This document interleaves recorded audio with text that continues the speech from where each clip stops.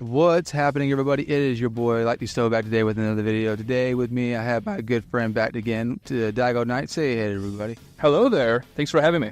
No problem. So now today, it's going to be a hectic fight that I really just thought about last week. I've been doing Itachi dirty these past few weeks because of the videos that I've been having him in. But I want to make sure that I get respect on Itachi, because Itachi is like the bomb, right? Now I wanted to pair him with someone else that's another fan favorite who I just did a video on last week as well, which was Nagato, but not Pain. So if you could tell by the title of the video, because I'm rambling, it's Madara versus Itachi and Nagato. But more specifically, if in case you couldn't tell by the title, is we're going to do this Edo version. So Edo Madara versus Edo, Nagato, and Itachi.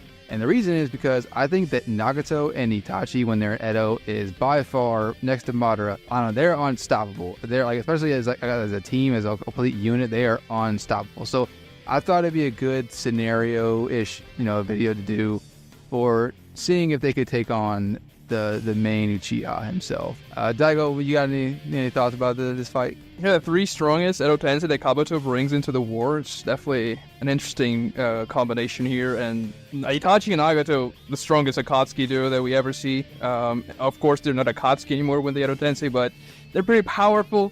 Nagato by himself was soloing B and Naruto casually, so this is going to be interesting. Yeah. Like I said, there's not much like prerequisite for the the rest of the video. Like I said, it's just them all in their Edo form to see like how they stack up against each other. And yeah, so let's just let's get on into it. So the first thing that we need to cover right away is probably the most obvious point is the Rinnegan. Like Madara has every ability that Nagato has, essentially, because he also has the Rinnegan himself. And they're both gonna have it like in the same respective like case, because they're both Edo, so it'd be the Edo. So in which case they're both not able to use the Geto statue. The only exception that I probably would give as far as the difference between them is the summons, because Daiga and I were kind of like, we weren't sure if the animal summons were applied to the Rinnegan itself or Nagato himself. Daigo kind of brought up a good point to me about the pain rods that were impaled in the animal summons, that kind of like make it seem that it might be exclusive to Nagato himself. We're not entirely sure, but though now that I think about it, I'm pretty sure that Obito had rods in the summon, or the Jinchuriki, or was that? Yeah, they did, but you can see that the patterns in the summons are actually pretty much like pains. Obito actually just used one single rod per Jinchuriki, which made them much easier to defeat because of that, but maybe it was because he was trying to hide them. So there's a good argument that the summons are exclusive to Nagato and that he prepared them and stuff. We just don't know enough to say for sure. We don't know exactly where those summons are before Nagato / Pain summons them, or if the Rinnegan just kind of creates them out of scratch whenever he does so. I don't think the summons would be that impactful against Madara. They could be interesting distractions, though, if we're taking it into account. But even so, I don't think Madara would even opt to use them if he has access to them anyways. Yeah, and like I said, I because of the animal summons are kind of like Nagato's shtick, like, because they're mostly associated with pain, we're probably just going to go and give to Nagato. But like you said, they may or may not make much of a difference. The multi-headed dog is definitely going to be like an issue, right? The bird also, because it gives them flight capabilities, and the chameleon can sort of on paper it kind of is tough to deal with, but when you have someone who has like Madara, who has ocular. Yeah, he can literally distinguish wood clones from the real ones, so I think he would be able to see the chameleon pretty easily. So all the rest of them, like the panda bear, it's just solid defense, I suppose. There's a couple I'm missing, I'm sure. The rhino, the rhino, yeah, true. The crab too, but yeah, they're powerful, but I think Madara can. Me and Daigo were kind of like being generous towards Nagato and saying that like there's a chance that he might be able to get every single one of the summons off at the exact same time. Like, we're being generous. In the war, he summons two at the same time. He summons the bird and the hound in one jutsu, so maybe he can do more. We don't know. And if that is the case, like, I'd say like that they know that who they're up against. It's Madara Uchiha, so they decide to kind of go all out and Nagato decides to whip out all the summons, Madara is going to reciprocate by summoning at least 25 wood clones, the same way he did against the 5 Kage. So, and he used Susanoo's with that. Exactly. So, I told Daigo, I'm not so sure if like the teamwork of Itachi and his Susanoo and Nagato and all the animal summons could combat the 25 wood clones. I assume that if the 5 Kage were able to collectively work together and take them out, or do well enough, that I feel like this team should too. To be fair, the 25 Susanoo's were destroyed by Onoki's massive particle style jutsu, which is sheer hacks. Yeah. Maybe if Nagato used the Chibaku Tensei to destroy them all at the same time, you could have the same effect, but I don't think they would be able to wipe them out like the Kage did, just because particle style is very, very broken. So it'd be difficult, I would say. Well, there's also a jutsu that Nagato doesn't have access to with his Rinnegan and the Madara has, which is Tengai Shinsei, the 2 meteors, essentially. And we were talking about this a little earlier. It's a powerful jutsu, but I believe that it wouldn't be that effective against Itachi and Nagato, because if Onoki literally tanked the jutsu just by sheer durability, then the Yaramir or even a powerful Shinra Tensei should be able to block it as well. But even still, Nagato wouldn't have access to this one because it's implied that Madara can do it because he can weave hand signs simultaneously with the Susanoo. We never really see Nagato even try that, so I guess he can't. Yeah. Well, and that's another thing, too, that I was trying to go off of, because Daigo kind of told me earlier, like, Nagato may or may not be, as a tank as Nagato is, he kind of might be the support when it comes to, like, actually getting the kill on Madara, because what they're going to have to do is seal Madara. They can't just outright kill him because he's an Edo. So I don't know if Nagato could get close enough to Madara, like, safely to get Soul Steal. So I feel as though like their best bet is going to have to be the Totsuka Blade. And let's be honest here. If Nagato starts to Soul Steal Madara, I think Madara can literally do the same and do it faster than Nagato can, because it's implied that the raw strength of the character matters when you're trying to extract the soul. Mm-hmm. So Madara could just, while Nagato's trying to extract his soul, he can just extract Nagato's instead faster than he can and actually deal with Nagato that way. So yeah, Totsuka Blade is probably going to be the best option for them here. Whether or not they could get the poke with the Totsuka Blade is, I mean, honest to God, like, I'm being dead honest. If they had all the summons out and whatnot, and Nagato is staying behind, shooting off missiles or whatnot, and Itachi trying to distract or whatever, using Amaterasu, I think it's in the realm of possibility, but Madara is pretty fast. Like, he was keeping up with the 5 Kage, 1v5, not too much trouble. I mean, he was reacting quick enough to the Raikage, well enough. The Raikage was amped by Onoki's lightweight boulder technique as well. Yeah. So he was doing pretty well against them. And the Totsuka Blade does get Nagato in the war arc, but Nagato's not the most mobile character we've ever seen, even though he got, his younger self back after draining Beast Chakra. Also, we kind of have to assume here that Nagato's probably starting in that state against Madara, because I don't really see him getting younger the way he did against Killer Bee. Yeah, I was giving him a bit of a bigger benefit of the doubt about that one too. I was already assuming that he was already in his peak Edo condition, because otherwise, yeah, he'd get slaughtered. Oh, and that's the thing too. Like you mentioned, like Nagato is not the most mobile, but also too, I wasn't so sure that that was an implication of because not Nagato, but Kabuto was controlling Nagato, or if that was Nagato himself just standing there and then getting pierced by the Totsuka Blade. I think Itachi just kind of caught him off guard, to be honest, and because Nagato didn't react to the Totsuka Blade after he got hit, it's implied that you cannot absorb it through the Preta path, which means that if it does hit Madara, he probably loses the fight. Yeah. But the question is then, how easy is it going to be to hit Madara with it? Because the Susanoo activation is instant. We see that when Itachi tanked Kirin with the Susanoo, and we also see it several other times in the series. I mean, you can't really drain Madara into the blade when he's in the Susanoo, because if that was the case, then Itachi would have essentially sealed Orochimaru in the first poke when he hits the head of the 8-headed serpent for the first time, and he doesn't do that. He has to actually reach for Orochimaru's real body when he emerges. Yep. So you wouldn't really be able to just hit Madara's Susanoo and drain him into the blade. You probably have to drain the entire Susanoo, and it wouldn't be something instant, so it's hard anyways for him to do that. It is very hard. And like, let's say like if Itachi tried to do it like from his rib cage, like the Susanoo rib cage, tried to use the Totsuka blade or whatever, like, I don't know.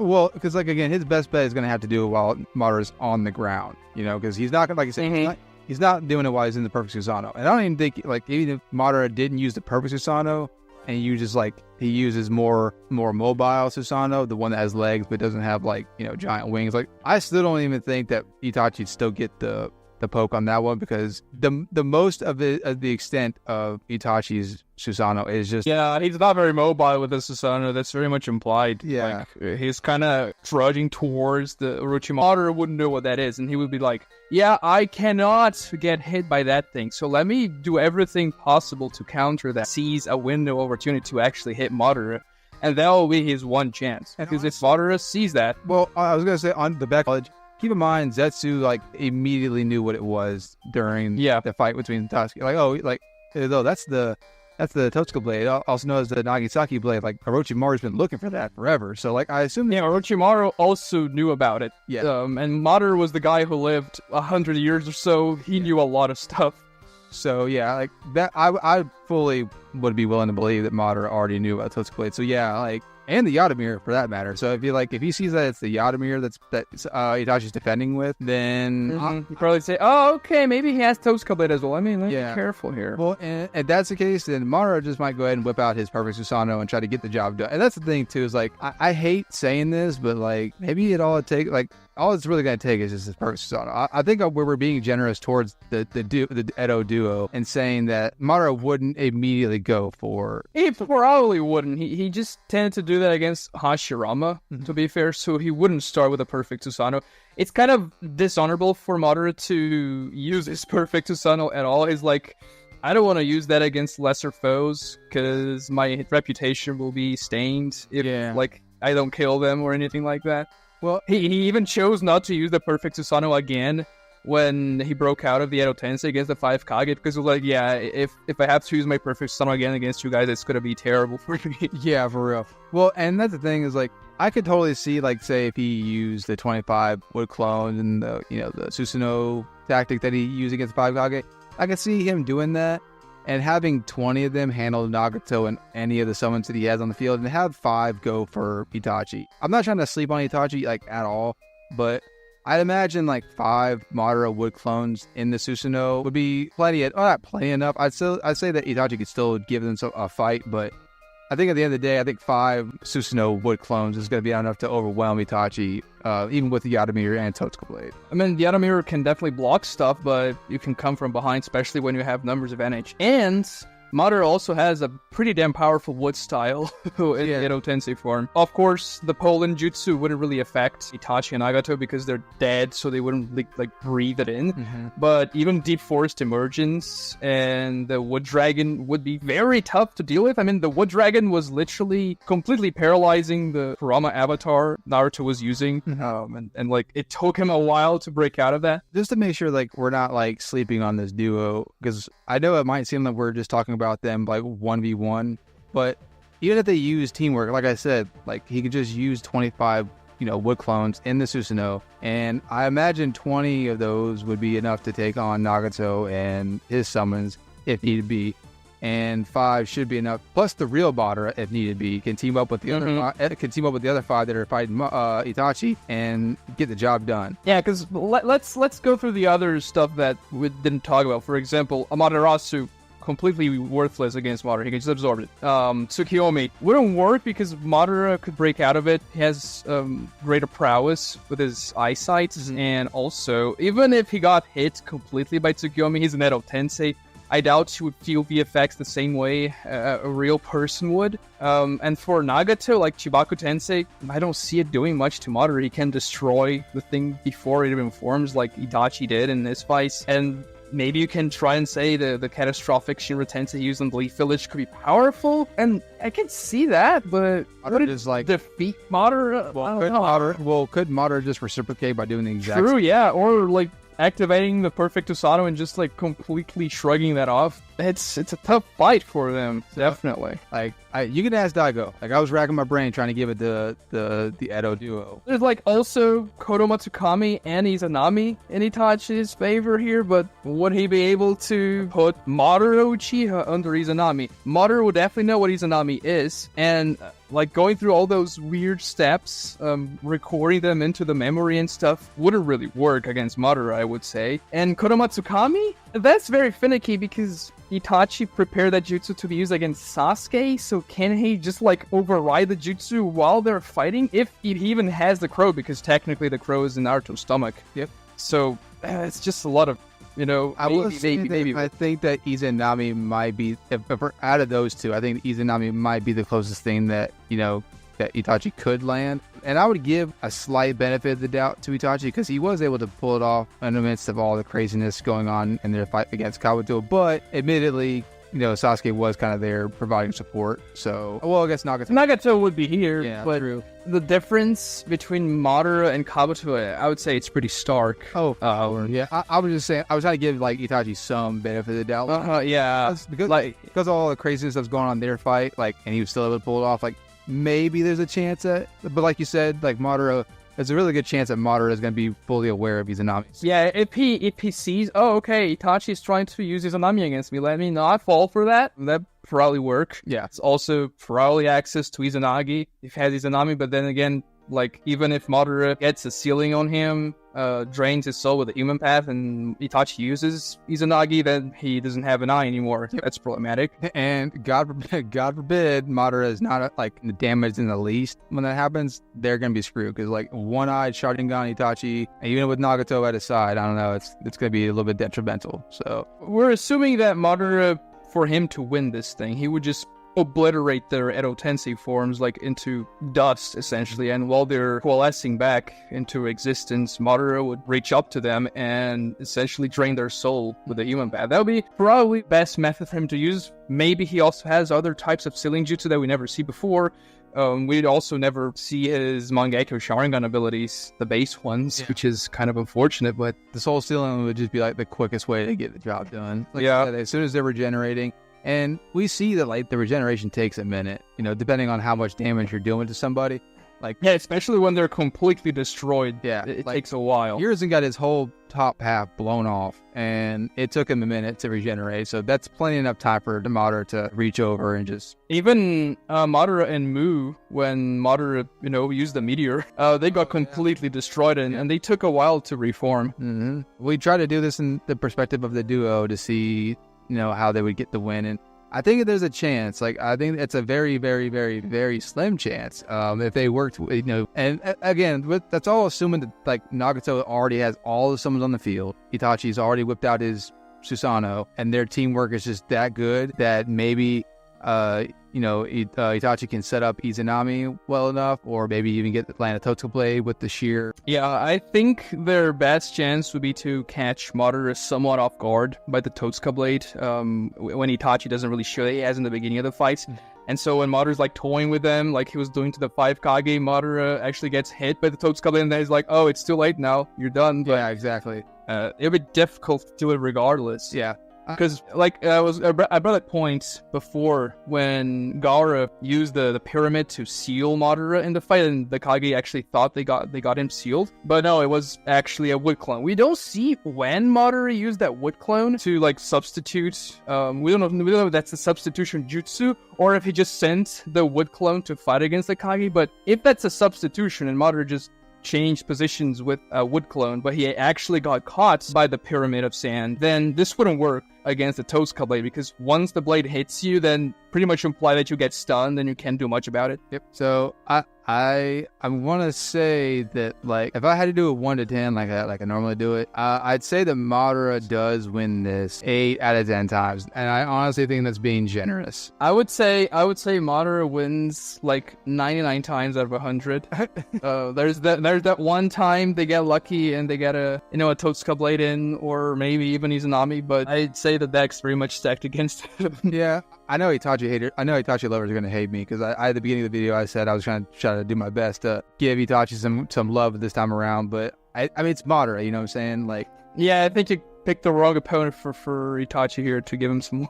Guys, I'm gonna try to do my best. I do recognize that this duo is like legit. Like I said at the beginning of the video, like aside from Madara, they are the most powerful Edo Tensei. Oh yeah, they probably could solo just about anybody if they really put their mind to it. Like honest to God, so. Like Kabuto really thought they were the best weapon he had, and he summoned those 4 really powerful Kage, including like the 4th Kage, and then the 3rd Raikage, and Mu, and Gengetsu. And he still thought that Itachi and Nagato were a bigger deal than they were. Yeah, that in itself. So I really hope that, like, even to the conclusion of this video, that y'all aren't thinking that I'm sleeping on Nagato and Itachi, because I recognize that they're extremely powerful. But this is Madara, who again has all the abilities that Nagato already possesses anyway.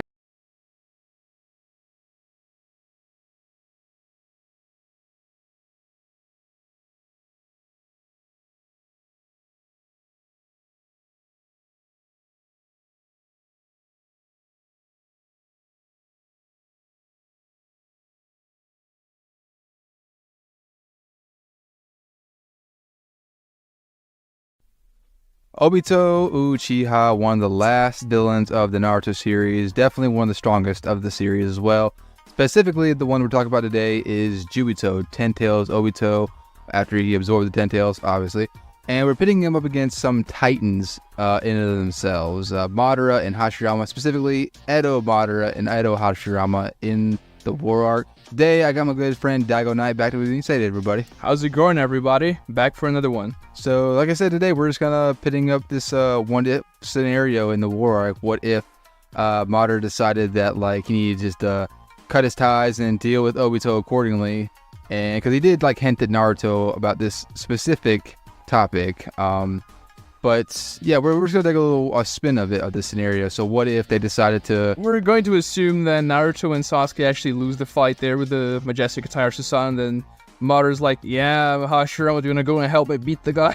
Yeah, like in a perfect world, obviously, Naruto and Sasuke would just go ahead and beat Obito, obviously, which is what they did. But let's say if things got to the brink, like worst came to worst, like Daigo said, Naruto and Sasuke are at the brink of death, and then Madara is like, okay, I need to actually do something about this.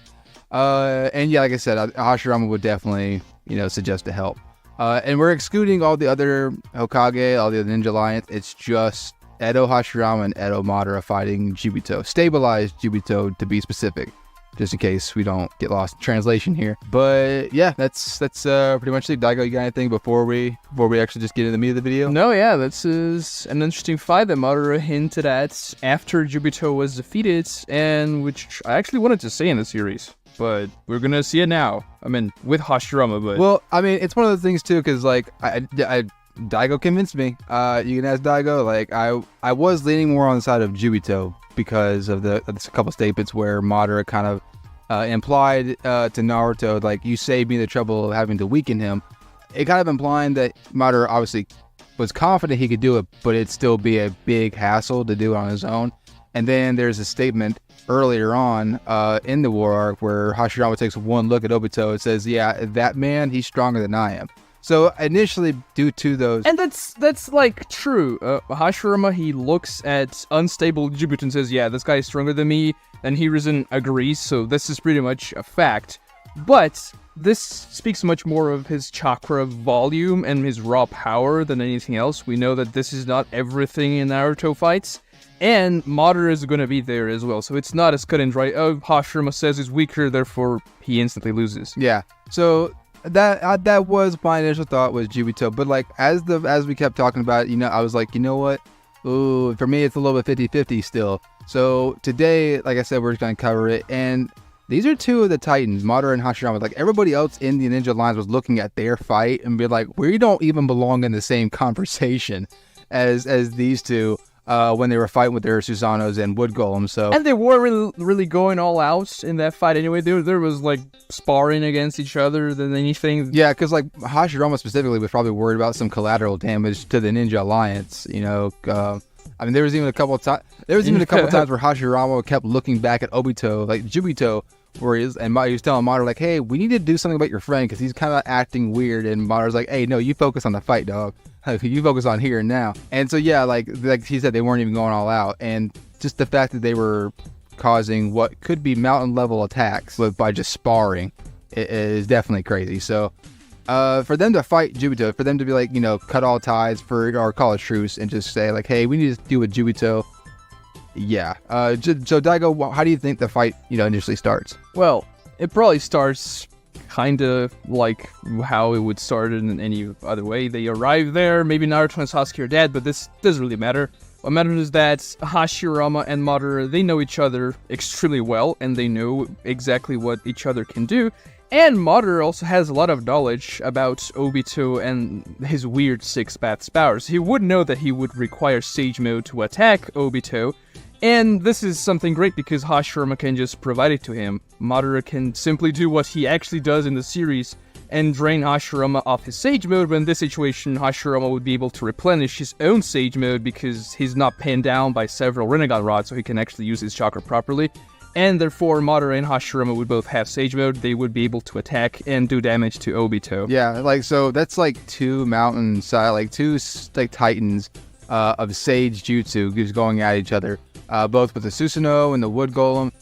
Yeah, it'd be crazy. I'm trying to even process it myself. It honestly would, in my opinion, I think the odds would be a lot better in their favor than it was with Sasuke and Naruto when they had their Sage Jutsu in their own respective way.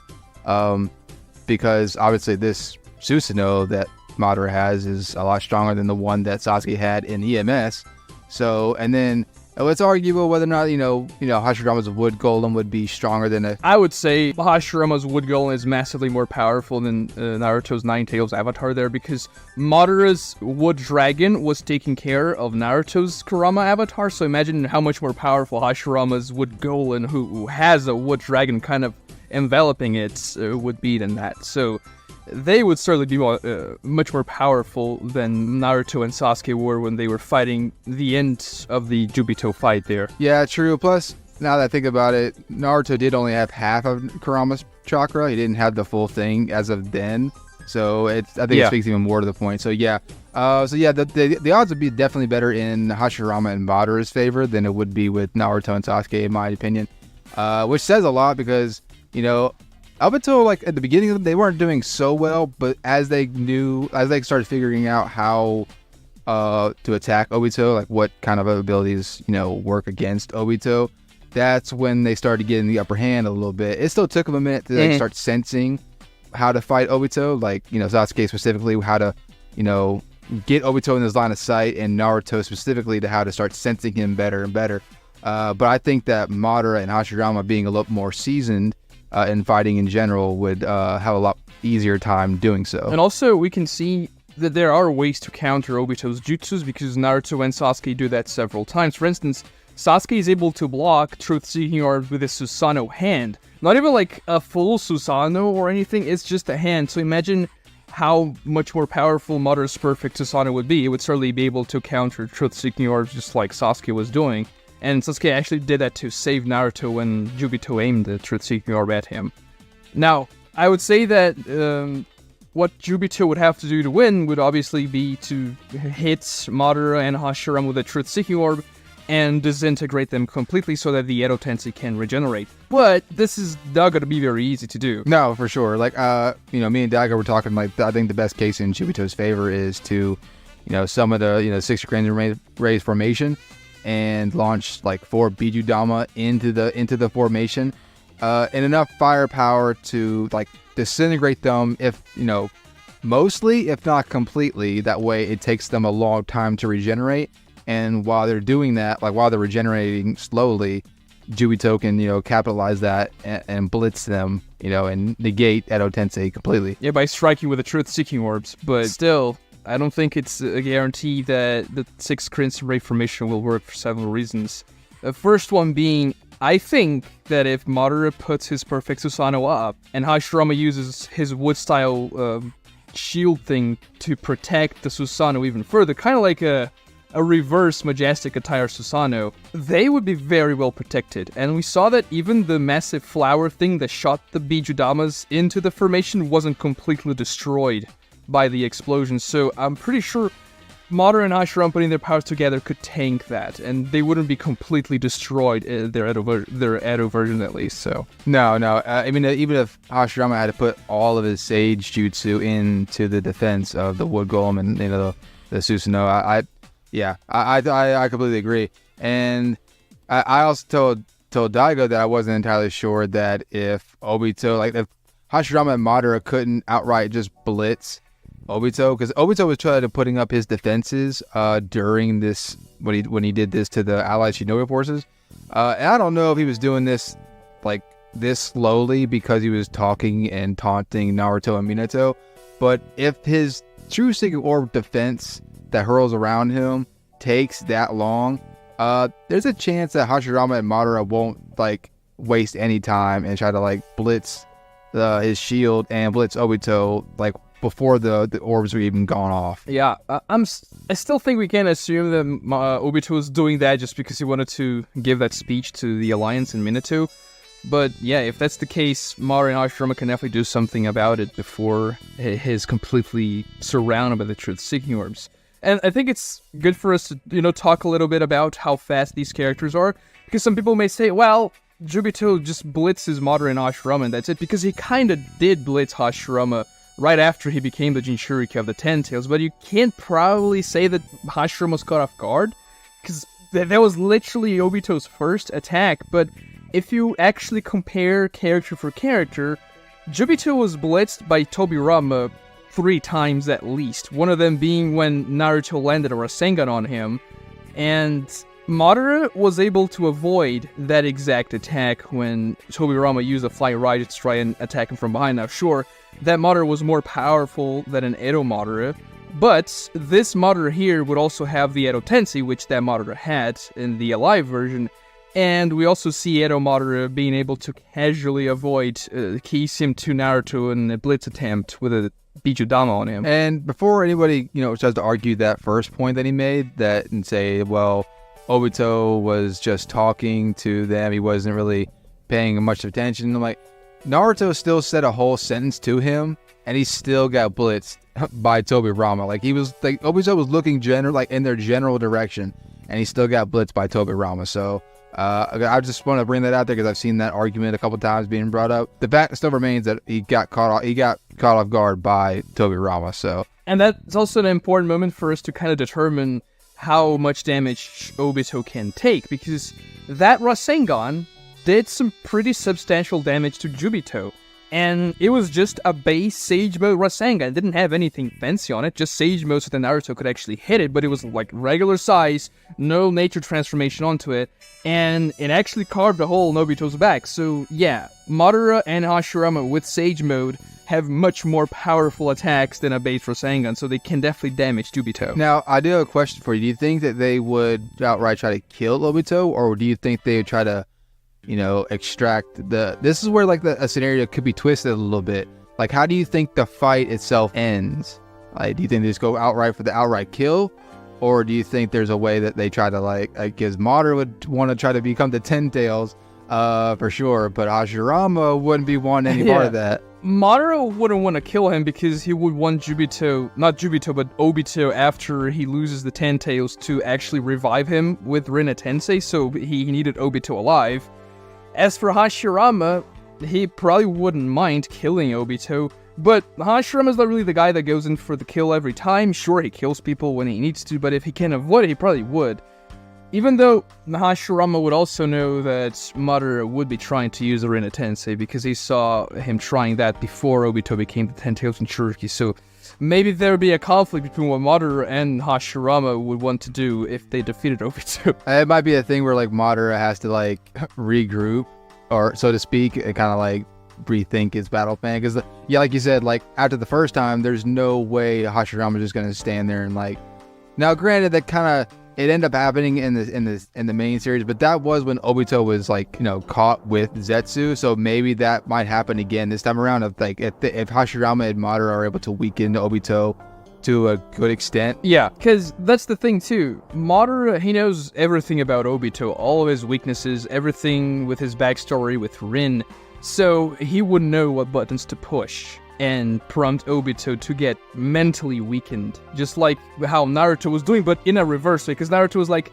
Obito, you're actually a good guy, yada yada yada, you should have been a good guy all along, but Madara would be, you're such a trash man, like, look at what you've done just because you wanted to see Rinnegan. He would do the exact opposite, but it would still work to demoralize Obito and make him get weaker. A solid example of that, I told this Daigo, like, I could see if the fight got bad enough to where Madara had to resort to, like, psychological warfare, I guarantee you, him telling Obito that Madara was the one that devised the whole Rin getting captured by the Mist Village, like, plot, like, I guarantee you, if he were to tell him, like, oh yeah, that was me, he would, like, I mean, he already lost his mind whenever he told him in the main series to begin with. So, like, that would definitely create an opening in Obito's psyche to, like, capitalize on for both Madara and Hashirama. So, like, if he really wanted to get down to it in the most specific way, they could pull out a win that way. You know, like I said, when Obito's not, like, Obito would be in a Minato's dazed kind of mentality, and Madara and Hashirama capitalize on it with either a Susanoo attack or you know, Thousand Arm Buddha statue. And, like, that's not even really getting into, like, if the fight starts, you know, with Hashirama and Madara summoning like 25 wood clones each, with Madara being able to, and they can definitely do more than that. I mean, 25 was a very arbitrary number for Madara in the 5 Kage fight because he wanted to toy with them, but he probably can do way more, and he can create Susanos with those wood clones, which would be very annoying for Obito to deal with because he would have to destroy all of them. Now, maybe he could use the 6 Crystal of Reformation, as was said before, but still, like, he cannot keep on doing that forever, because even the 10 Tails has limited chakra. And the Edos have unlimited chakra, on top of Sage Mode. So, y'all can ask Daigo, I was kind of giving it to Obito a little more. Not, like, extensively. I definitely thought, even at the beginning, I thought that Hashirama Madara gave Obito, you know, a time and a half, you know, as far as, win rate, but no, I was convinced otherwise. I guess I was just kind of sleeping on them both because I thought that individually that, you know, Jubito does take them both, obviously, but together, and like you said, they both have solid teamwork. I honestly think that even separately, they have a chance against Jubito. I mean, especially if you give Madara Sage Mode. If not, then obviously it's going to be much more difficult for him. But I still think they have a chance against Jubito alone. But then when you combine them, you know, the two of them together are more powerful than the rest of the alliance. Because honestly, I think Madara or Hashirama by themselves would be able to beat the team that was fighting against Jubito. Naruto, Sasuke, Minato, and Tobirama there. And like, if you put them two together, then really, Obito's not gonna take that very well. Yeah, so I totally agree. I was convinced otherwise. I was leaning more towards Obito, but no, I definitely think that Hashirama and Madara take this 7 out of 10. You know, a high diff definitely on Obito's case. It's definitely not gonna be easy for either side. But yeah, I'm of the opinion that Hashirama and Madara take it. Yeah, I'd say 7 to 8 out of 10. And also, we didn't even mention most of, you know, Madara's Rinnegan abilities, which probably wouldn't be very useful here.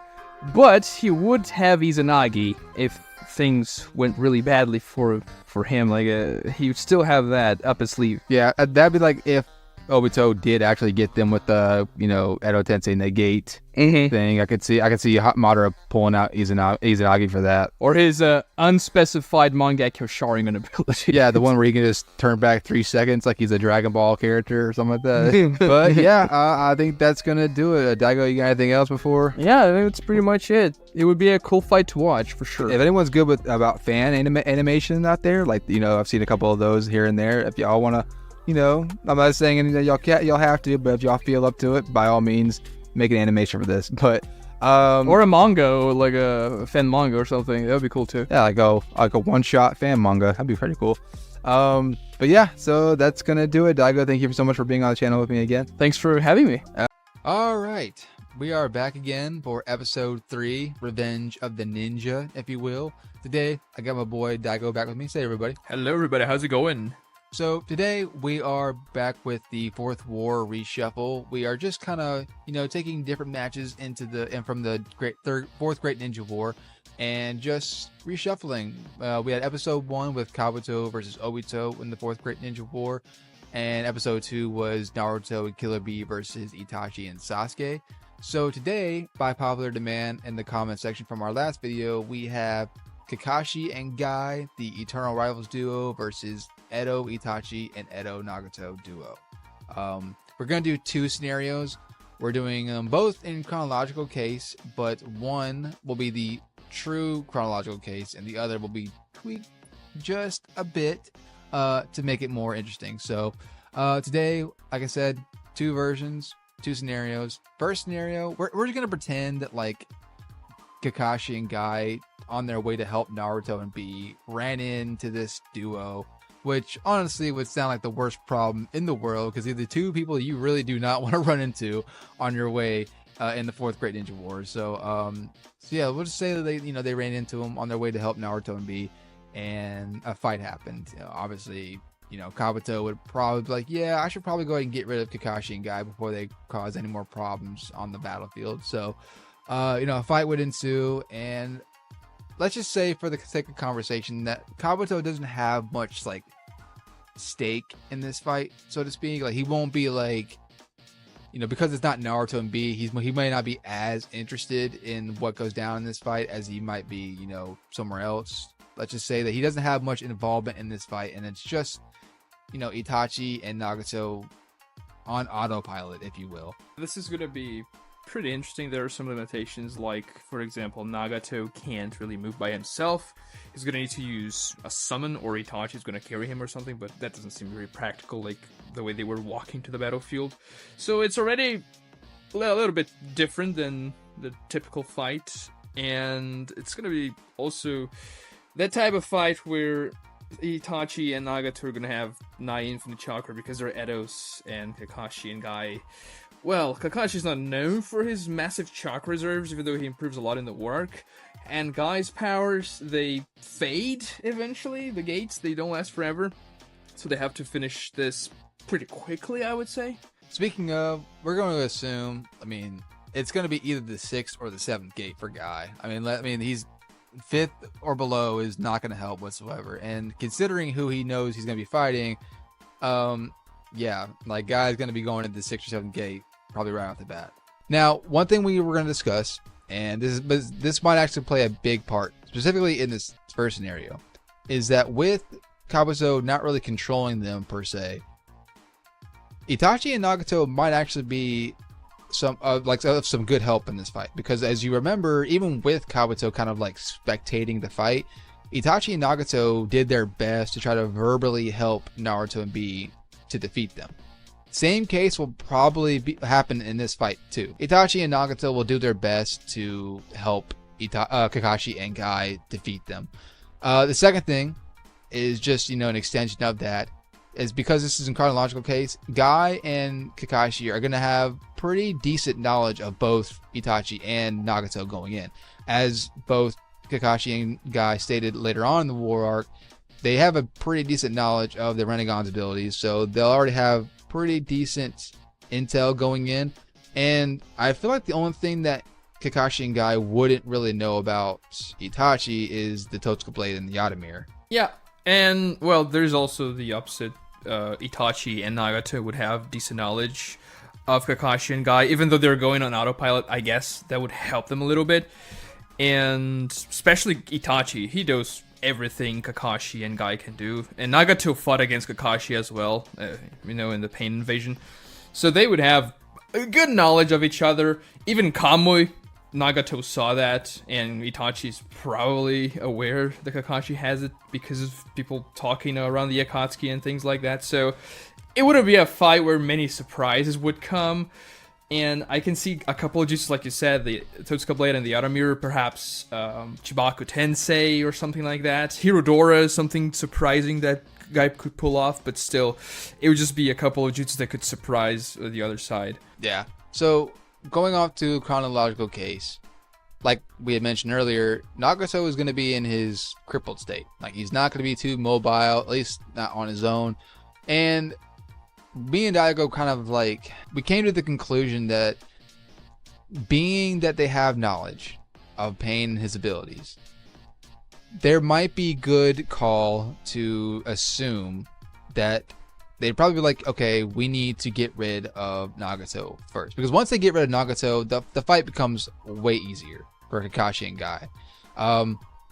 But the thing is that they're gonna need to take Nagato out before he gets any of the summons on the field, because we saw even in his crippled state that he was able to still use his summons along with Shinra Tensei and Bancho Tenin. So it's like he's not as mobile, sure, but he can still move, and he's still pretty decent threat in his own right, even when he's crippled state. So yeah, he can also absorb ninjutsu, which could help him out depending on what Kakashi dishes out against him. On that note, the guy will have an easier time being able to blitz Nagato than B did, because as we know, if he goes into the 6th or 7th gate and tries to speed blitz Nagato won't have the luxury of being able to absorb the attack, so to speak, because Guy, it doesn't have chakra when he goes into the 6th or 7th gate. It's physical energy, so it's not the same thing. So he won't have to worry about his chakra or whatever being absorbed and giving it to Nagato. So that might play an easier time. So if he is able to do that prior to Nagato being able to get any of the summons on the field, and let's say that in the split second, or the however long it takes Nagato to maybe regenerate from a blitz attack from Guy, Kakashi might be quick enough to either one, use Kamui on Nagato to get him off the battlefield completely, or if we assume, me and Daigo brought up this too, if we assume, like in part 1, Kakashi has some pretty decent sealing ninjutsu, maybe Kakashi can use a sealing ninjutsu on Nagato and get him off the field that way as well. Yeah, those are definite possibilities. And I think this fight, it would be very strategic. The two sides would have to come up with strategy, especially Kakashi and Guy. They would have to come up with their jutsus and combine them together. And yeah, the best way to take out the Edo Tensei would be to maybe Guy destroys them very thoroughly with maybe a 7th gate barrage, or maybe even Hirodora, and then Kakashi comes in, Kamui's them away, because then they wouldn't be able to move away, so that the Kamui snipe works well. We've kind of been discussing that for a while, the Kakashi Kamui snipes. Why doesn't Kakashi always do that? Why doesn't he one-shot everybody in the field? And he tries that against Deidara. Sure, he wasn't very experienced with the Mangekyo back then, and he only Kamui's an arm.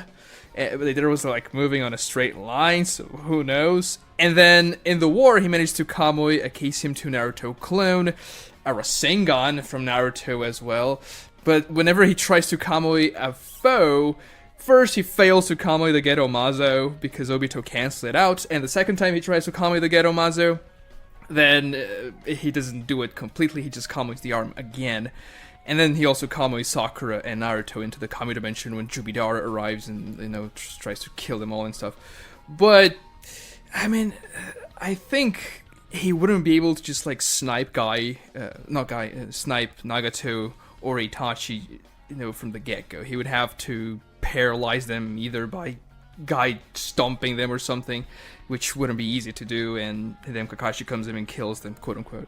Going off to that, vice versa for Itachi when it comes to the whole the Kamui thing. It's definitely not easy, especially when it comes to, because, like I said, if we're putting this Itachi's, speed relative to KCM 1 Naruto, then in theory, Kakashi should have the perception time necessary to do the same thing to Itachi. So, but this is Itachi, and like we said, he does have prior knowledge, so it's not going to be the easiest thing in the world. Kakashi's going to have to set up, a Kamui, and honestly, I just have fun picturing this. But could you imagine, both Itachi and Kakashi trying to work together strategically? That'd be so cool just to see that on the battlefield. Yeah. Having both of those two strategic minds, working and playing off each other. Kinda did that twice already. Kakashi lost the first one, and Itachi lost the second one. Even though I guess you could say Itachi wasn't really trying to win the second one, because, I don't want to kill Kakashi or Naruto or whoever else. But it would be just very interesting, because I think Kakashi's intellect also develops as Shippuden goes on. Well, I was saying, could you imagine, what Itachi trying to help Kakashi, and then both trying to make a battle plan to help, oh, okay, get them to seal them? Both, yeah, I forgot about that, because the Itachi can help them too. Yeah, no. Oh, yeah.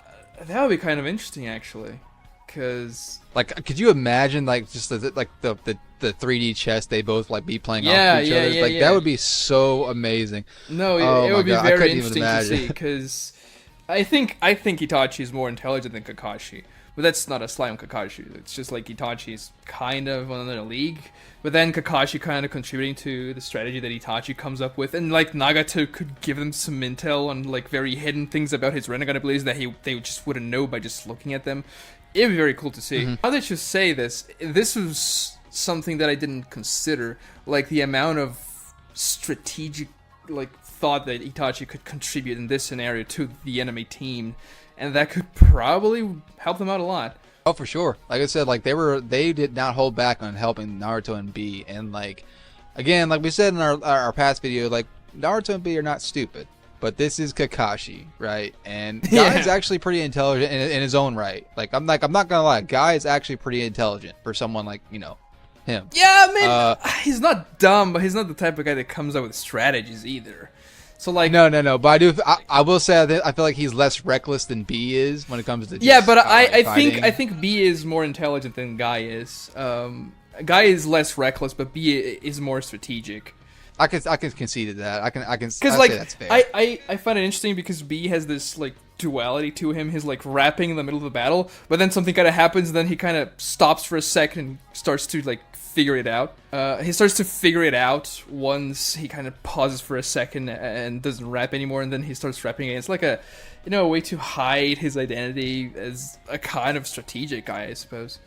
But anyway, yeah, no, you're absolutely right because like he was kind of like trolling Taka in a way, Yeah. and then once he like got serious, he's like, yeah, okay, yeah, it's like yeah, I can concede to that. But even still, like, well, another thing that and maybe we're digressing when we're talking about this, because I mean, but intelligence can play a big part in this, and I think that with Kakashi and Guy, working together so often, I've like their teamwork combined with any help that they'll get verbally from Itachi and Nagato will actually play a good deciding factor in this fight. So maybe that's just us. I don't know if anyone's going to agree with us on that front, but I think that could help considerably, especially, again, like we said, both Kakashi and Itachi, like playing off of each other's intelligence. I mean, I feel like you put these two in a room together, they could probably solve just about any problem that comes their way. Yeah, the real problem for Kakashi and Guy here is that they have to win the fight relatively early, otherwise they're gonna run out of steam, and the Edo Tenseis, they're not gonna run out of steam. So they would have to, like, quote-unquote, go Nova, like, unleash everything they can in the beginning of the fight when they're fresh, so that they can try and win out of the gate, or pretty soon. So the question is, would a Hirodora or a Kamui work? Like, how they do it? I can see a few scenarios here. We don't know exactly what happened to Madara Susanoo whenever Guy hit it with the Hirodora, because it just cuts away. We see the explosion, we see the Hirodora kind of biting on the Susanoo, we don't see if the Susanoo shattered, or if it cracked, or if it did nothing to it. But because we see Madara Susanoo getting shattered by the 9 tail beasts combining their tails, and to be fair, the explosion that caused and the damage on the ground was much less severe than the Hirodora itself, I think it's fair to assume that a Hirodora could destroy Itachi's Susanoo. Especially because, like, the right Kage combined with Onoki destroyed Madara Susanoo. And yeah, there's the Yaramir, which is a problem. If the Hirodora, like, hits the Yaramir, it probably is not going to do anything. But if Guy hits it on the side, that could work. Also, I can see Kakashi doing the same thing he did in the fight against Jubidara, which is to Kamui away instead of the good old Damas now, the Yaramir, or even the Susanoo itself, so Guy can come in and punch Itachi from within. And I see those scenarios for you to try and take down Itachi. The problem is Itachi has also Amaterasu, which I think Guy would be able to dodge in the 7th gate, but Kakashi, I'm not so sure. You brought up the argument of maybe Kakashi just Kamui's away the flames by noticing Itachi's building up chakra in his eyes. And I'm very iffy on that. I'm not sure if that would work, maybe, but it's also something that's not very good for Kakashi because he has to spend a Kamui charge on that, and for an Edo Itachi, spending an Amaterasu charge is nothing because he doesn't have to worry about that. And the only reason I brought up the whole, like, him being able to use Kamui, because, like, we saw that Obito was able to do the same thing when Sasuke tried to do the same thing to him later on the War Arc. And, like, yeah, if you want to say that because, like, Maybe Obito's visual perception was enhanced because he had the 10 tails inside of him. That's fair, but then Kakashi also did something kind of similar, even way back in part 1. But like Itachi closed his eyes and was getting ready to open them again, and Kakashi, before he actually fully opened his eyes, Kakashi immediately was like, "Oh no!" Like he pretty much knew what was coming. Like he didn't know like Tsukuyomi specifically, but he knew generally what was going to happen because he saw the chakra build up in Itachi's eyes. Yeah. So like something similar could be made here. A similar case could be made here. Like I'm not saying it's guaranteed, but it is an option. But like Daigo said, like if that is the case, he's gonna have to expend like another combo shot. And like Kakashi's chakra reserves, yeah, like that's a source of contention among the fandom. But let's say for the safest sake, that Kakashi like at best has 5 shots of Kamui at his peak healthy condition, which I think is fair. But something like there goes one Kamui shot, if he's got to expend that, which so like I said earlier, like their best chance is going to have to be to immobilize one or both, preferably both, but like I see like the guy shooting off a Hirodora, right, and like obviously Itachi's going to be able to block it, and I guess depending on where Nagato is specifically, like maybe for the sake of conversation, maybe Itachi's got Nagato in his Susanoo with him to help. Yeah, defend, the thing, they have to do something before the Hirodora. They can't open with the Hirodora, otherwise Itachi would be able to block it with the outer mirror. They have to hit the Susanoo from the side, which is a problem too, because we see in the Kirin scene, we don't know exactly how Itachi tanked it. We know that he used the Susanoo. We don't know if he used just like the rib cage or if he used the outer mirror. It's one of those things that's kind of up in the air as well. So I just don't think using the Hirodora out of the gate would be very smart of them, because that's, if I waste that, then guy kind of runs out of steam pretty quickly. I guess he could use a second one, because in the war he uses 2 times, but there's a big interval where he was healed in between those. So yeah, it's difficult to say. He'd be feeling it right after too. Yeah, that's another problem. I think the best case I can say for Guy is that with his speed, like incredible speed, he might be fast enough to get around into the Susanoo. I mean, like I know like being able to activate the Susanoo is instantaneous, but once it's already like on the field, I think Itachi's Susanoo has a bit of a reputation of being a little bit clunkier and not as quick. Yeah, because it doesn't have legs, so that's a problem. So maybe Guy could be fast enough to get around the Susanoo, whether to the side or in the back. Maybe and then launch a Hirodora. Especially if Kakashi's kind of working in sync with him and like maybe distracting Itachi with either a Kamui shot or whatever. But then we also have to take into account the problem that Nagato poses, because exactly there are the summons that could be very problematic, and just the multi-headed hound could just be a nightmare for them to deal with, because how are they going to do it? If Guy like punches it to death, it's just going to create more heads and split itself into several hounds. They're going to be even more annoying, and that's just one summon. And also, Nagato can use Shinra Tensei, which is a very problematic jutsu to deal with, even in that old state of his. So it's just complicated for them to do much here. If Nagato manages to summon like 3 or 4 of his summons, I don't know. It's gonna get hard for them. I think the best case we can make in this is because even in the original fight with Naruto and B, like Naruto seemed to kind of forget some of the abilities. Either he just forgot or he just didn't like see any of the abilities and just didn't like think of it. But as we said earlier, like Kakashi and Guy like made a note of how they knew Pain's abilities and whatnot. So I think that like if they see Nagato, right, and they'll probably, Kakashi specifically will probably be like, oh, okay, we need to like maybe. I see it more better in his case being able to be like, okay, we need to make sure like we get Nagato off the field before he summons any of the animal summons, or whatnot, or just like in general might just think that Nagato is more of a threat. So we'll probably wrap this one up. I know we kind of seem like we were rambling on this section, but I personally think that given that Kakashi and Guy have prior knowledge going in, and with the help that's going to be added from Itachi and Nagato, however much you feel like it could help, I mean, I feel like it could, especially with again, given Itachi and Kakashi's intellect playing off of each other, I think could like really help.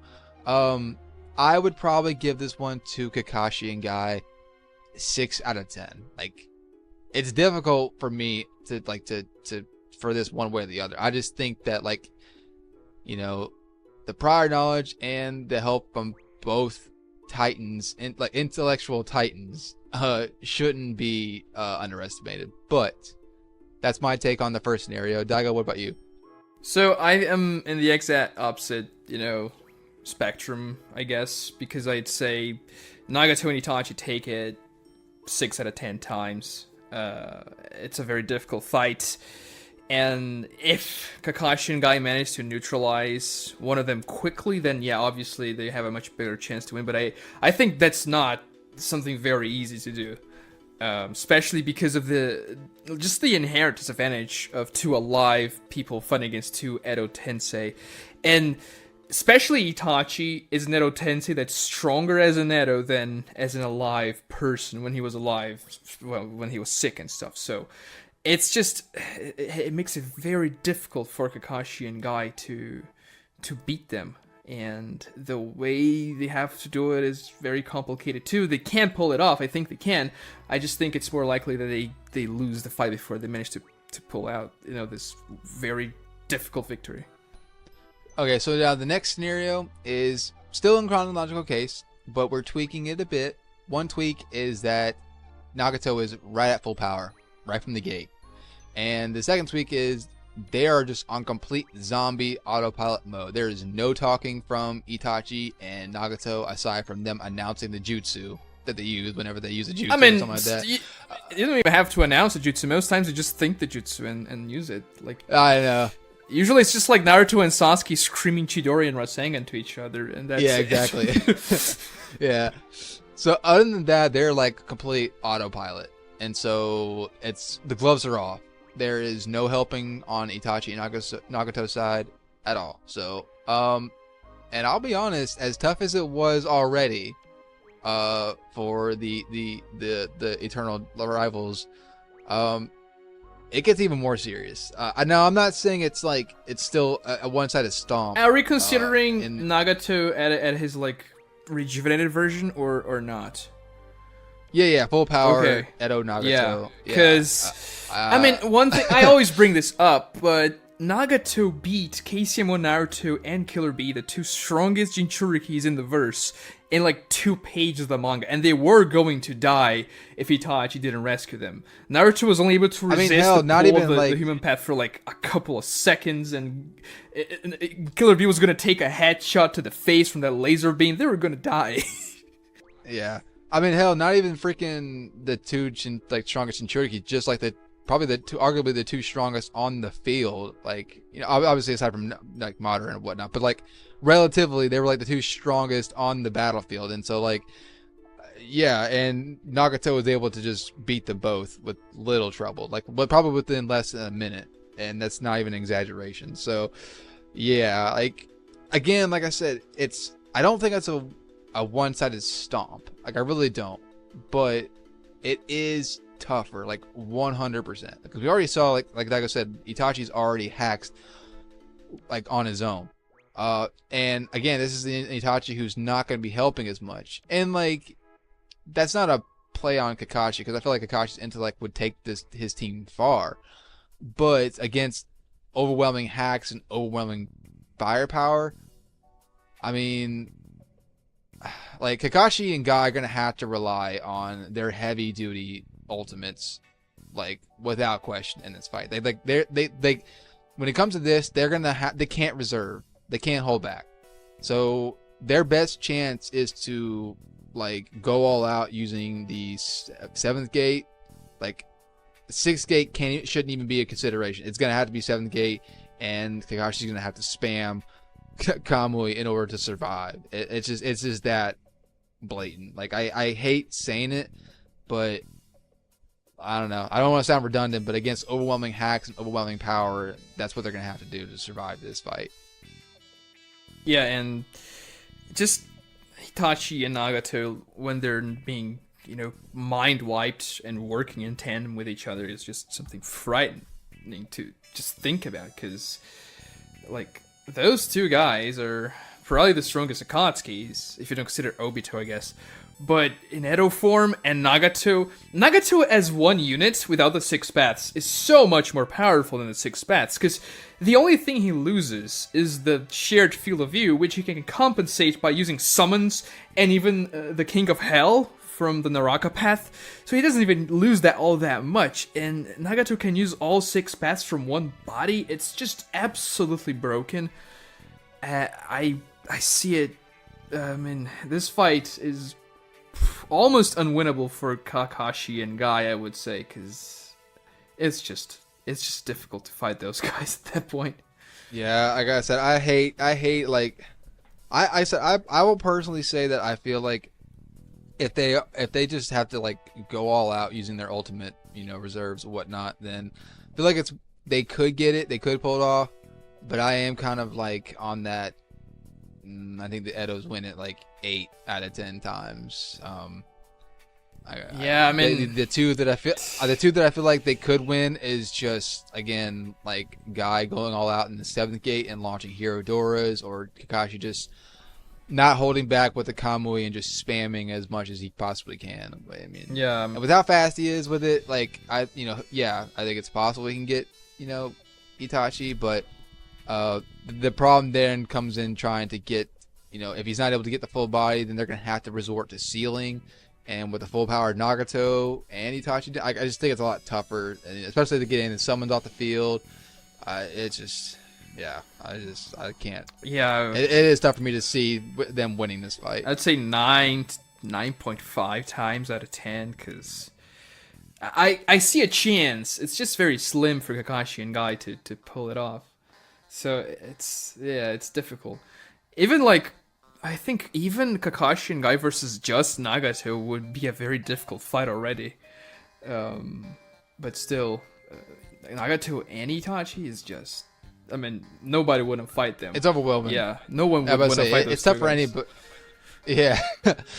We even did a video on these two specifically fighting against Madara. And even then we said, like, it was a tough fight either way. So, so now we'll wrap this up for the third scenario, kind of, and I mean this kind of applies to both scenarios, what we're about to say, but like 8th gate. I mean, yes. I mean, and like Daigo brought it up to me, because like, yeah, if we did 8th gate, technically I would have to put DMS, but we don't really need DMS if we have 8th gate. Yeah, I guess technically Guy would... And DMS so situational too, because Kakashi can only get that if Obito like dies and passes his 6 paths chakra to him.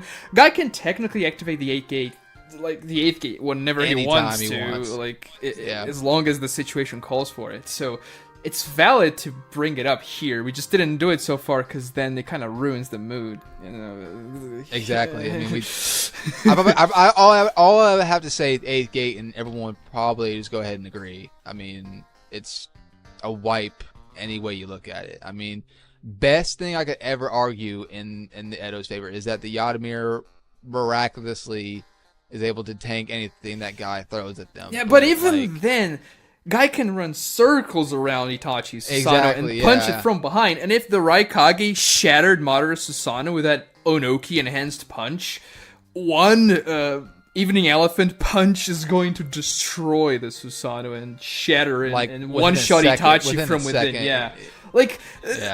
He was like kind of, pressing Jubidara with the Evening Elephant.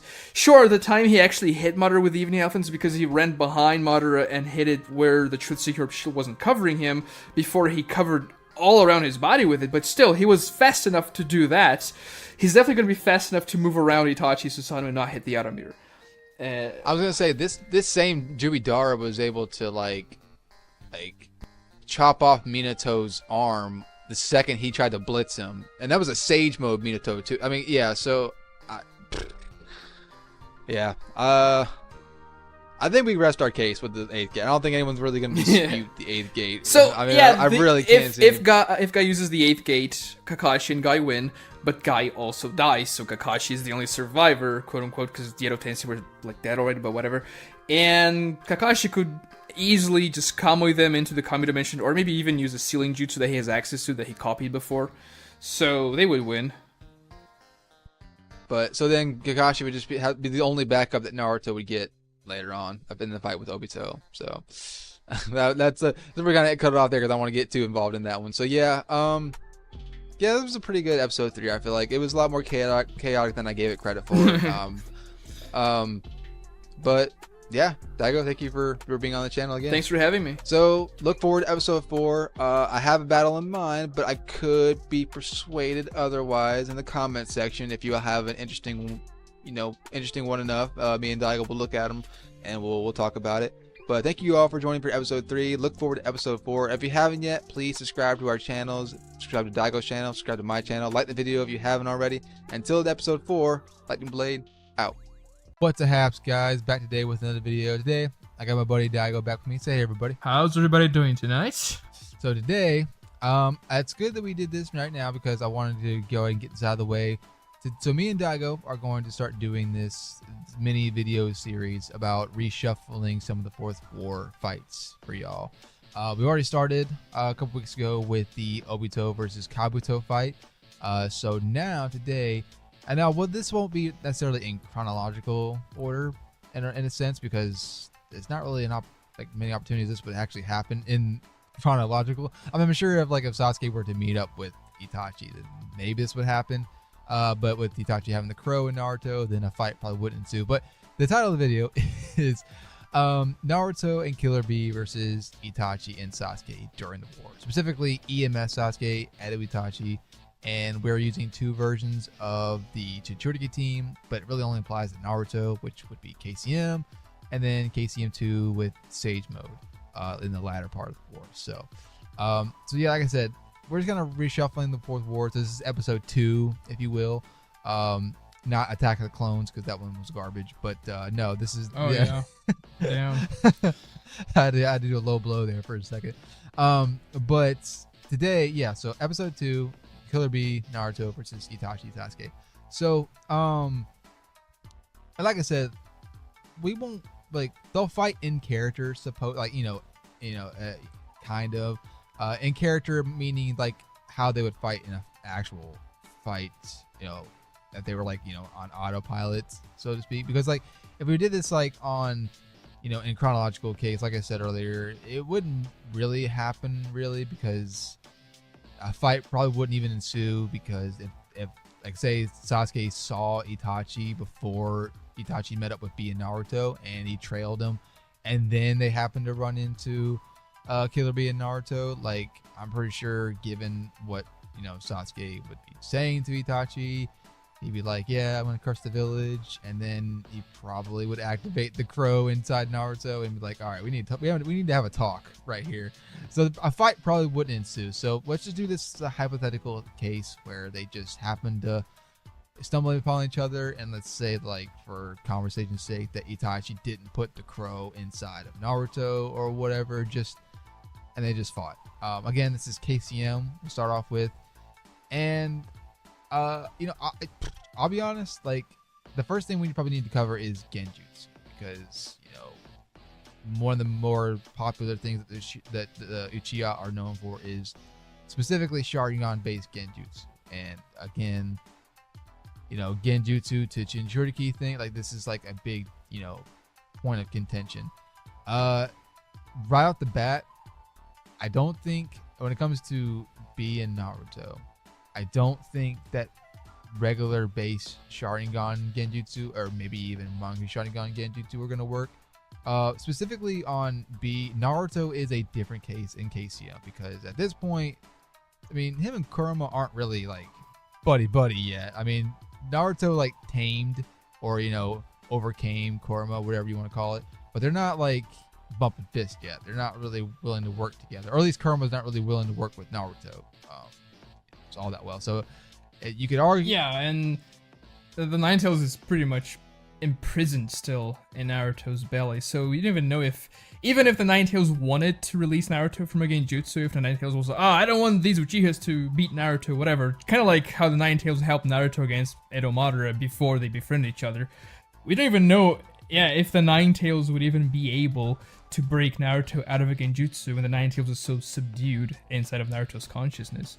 So Naruto would be vulnerable to an ocular genjutsu, even a base ocular genjutsu, but I mean, B can break him out. Maybe even a shadow clone of himself can break him out if that's the situation here. B is gonna be fine for when it comes to regular genjutsu, but the problem is obviously gonna be Tsukuyomi when it comes to genjutsu. That's gonna be a problem pretty much for everybody that gets caught in it. Unless you have a monkey Sharingan of your own, and even then, it's like, I mean, even if you get hit with Tsukuyomi and you have a monkey Sharingan, it's not certain that you're gonna make out of there. Yeah. So yeah, like you said, like Tsukuyomi, if it is, and like we were just talking about this, it was like one of the last things we started talking about before we started like recording, is that like B had to be told by two separate people to like avoid eye contact from Itachi. One from Itachi himself, and the other one was from Naruto. And Naruto specifically says, like, if you get hit with Tsukuyomi, you're done. Kind of implying that, like, because, I mean, Naruto's been on the receiving end of Itachi's genjutsu specifically, like, twice. And both times, he didn't do so well. So, I'm pretty sure this time around, Naruto's going to go out of his way to try to avoid eye contact with Itachi at all costs. Because he knows that, like, if you get caught with Tsukuyomi, you're done. And, like... It's GG. Yeah. And, I mean, like... B got like, perception blitzed, I guess you can say, from Sasuke. Kind of that point, because like B was like ready to go to town on Sasuke, and all Sasuke had to do was turn around and bam, he looked him right in his eye. So now, granted, like this B, I want to say he'll know better this time around, and I'm not calling B an idiot, but again, as he had to be reminded a couple times by two different people, not to look an Uchiha in the eye. And I mean, in character, like B is not the most careful fighter. He's definitely clever, in his own way. He definitely knows his abilities and whatnot. But I don't know. I think he's the most likely to be caught by a Tsukuyomi. I guess that's like the point I'm trying to make. I know I'm like rambling here, but and because it's Itachi and Sasuke who are in a separate tier of intelligence than being Naruto. Like, Naruto's not dumb by any means, but this is Itachi we're talking about. And honestly, I know there's B, but Itachi's already smarter than both of them. And I mean, Sasuke's smarter than both of them, but Itachi's like one of the smartest characters in the series. He was able to break down jutsus by looking at them for 2 seconds. And Naruto and Sasuke, they're very powerful and they're very fast, but they don't have this very variable arsenal of abilities. They're not the most difficult fighters to counter if you know what you're looking for, and they're gonna know what they're looking for. I mean, Sasuke has fought against Naruto a decent amount of time, and Itachi is just really smart at breaking down people. And not just their jutsus, but their strategies and everything. Yeah, and so going off to separate, okay, so that's like a win con for the Uchihas, and I think it's a very viable win con, because at least when it comes to B specifically, and if he gets hit with Tsukuyomi, there's nothing Naruto can do to break him out. So like he's just gonna have to, or the A-Tails, yeah, or it happens instantaneously. There's no time for the A-Tails to break him out of it, like the A-Tails broke me out of Sasuke's Sharingan Genjutsu when they fought, because it happens. And it's just that, like, it doesn't take any time for you to be put under the genjutsu, for you to be tortured. So there's just no possibility for you to break out of it. The only way is if you have a Sharingan to counter it as you're being tortured within the weird time realm that Itachi puts you in. Yeah, and like honestly, it was just like really good luck that Itachi didn't use Tsukuyomi during their fight, because I mean, like, yeah, like he had no time to break out the genjutsu and then get all his swords out and whatnot and deflect all the shuriken. But again, if that had been Tsukuyomi, he'd have been screwed. Like, he'd have been cooked. So it's like, but going off for another scenario, and I pitched this to Daigo, and I'm still like barely like 50-50 on it. Naruto's super clones are busted. Like it's just crazy how strong they are. One clone in base and in Sage mode, or base to Sage mode, was able to eventually beat the third right Kage, albeit with help from others like the Eight Tails specifically. But still, like the point is, like, these clones are busted, and I was almost afraid of giving them too much credit, but it just depends on like how many clones we would think that Naruto in character would make in a fight like this. I don't see him going all out and making like the same 13 that he had made in like in the war arc to help like everybody else on the planet, but like I could see him making 2, 3 if he felt so. And like I don't know, collectively I feel like all these clones are like busted as crap, because like one woman in the 4th division was just like making hundreds of shadow clones on his own and chucking out like Odama Rasengan's like it was nothing, an oncoming attack from Madara's wood style. So it's like, I don't know. I don't want to say like because again, like if Naruto does something like that, I think in reactive in nature, Itachi and Sasuke both are probably going to go into their Susanos. Which, I mean, let's be honest, like the Totsuka Blade could probably just chop through those clones, and Sasuke could probably do the same thing. So, like, I'm not trying to give the super clones like too much credit, but I honestly do think they're pretty busted in their own right. Yeah, the super clones are pretty powerful, but honestly, especially for KCM1, Naruto and Sasuke, I believe they would have the reaction time to be able to just counteract them all at the same time, because Sasuke pretty much has done this a lot. I mean, not with the super clones, but when they fought before, and Sasuke was able to counter several clones coming at him, and now that he has all those sorts of abilities, he can create this Amaterasu sphere or shield around himself to catch clones that try to approach. And the Susanoo's pretty good at countering the Rasengan. We saw that when Naruto tried to Rasengan Madara, the ribcage, it didn't even got a scratch, and Naruto never really tried a Rasengan against the Susanoo again, unless I'm not remember it right, but I don't think he has. And I mean, even Sasuke's Susanoo hand was really powerful. It was able to tank the truth-seeking orbs for at least a few moments when Sasuke blocked the truth-seekers from getting to Naruto when they were fighting against Obito.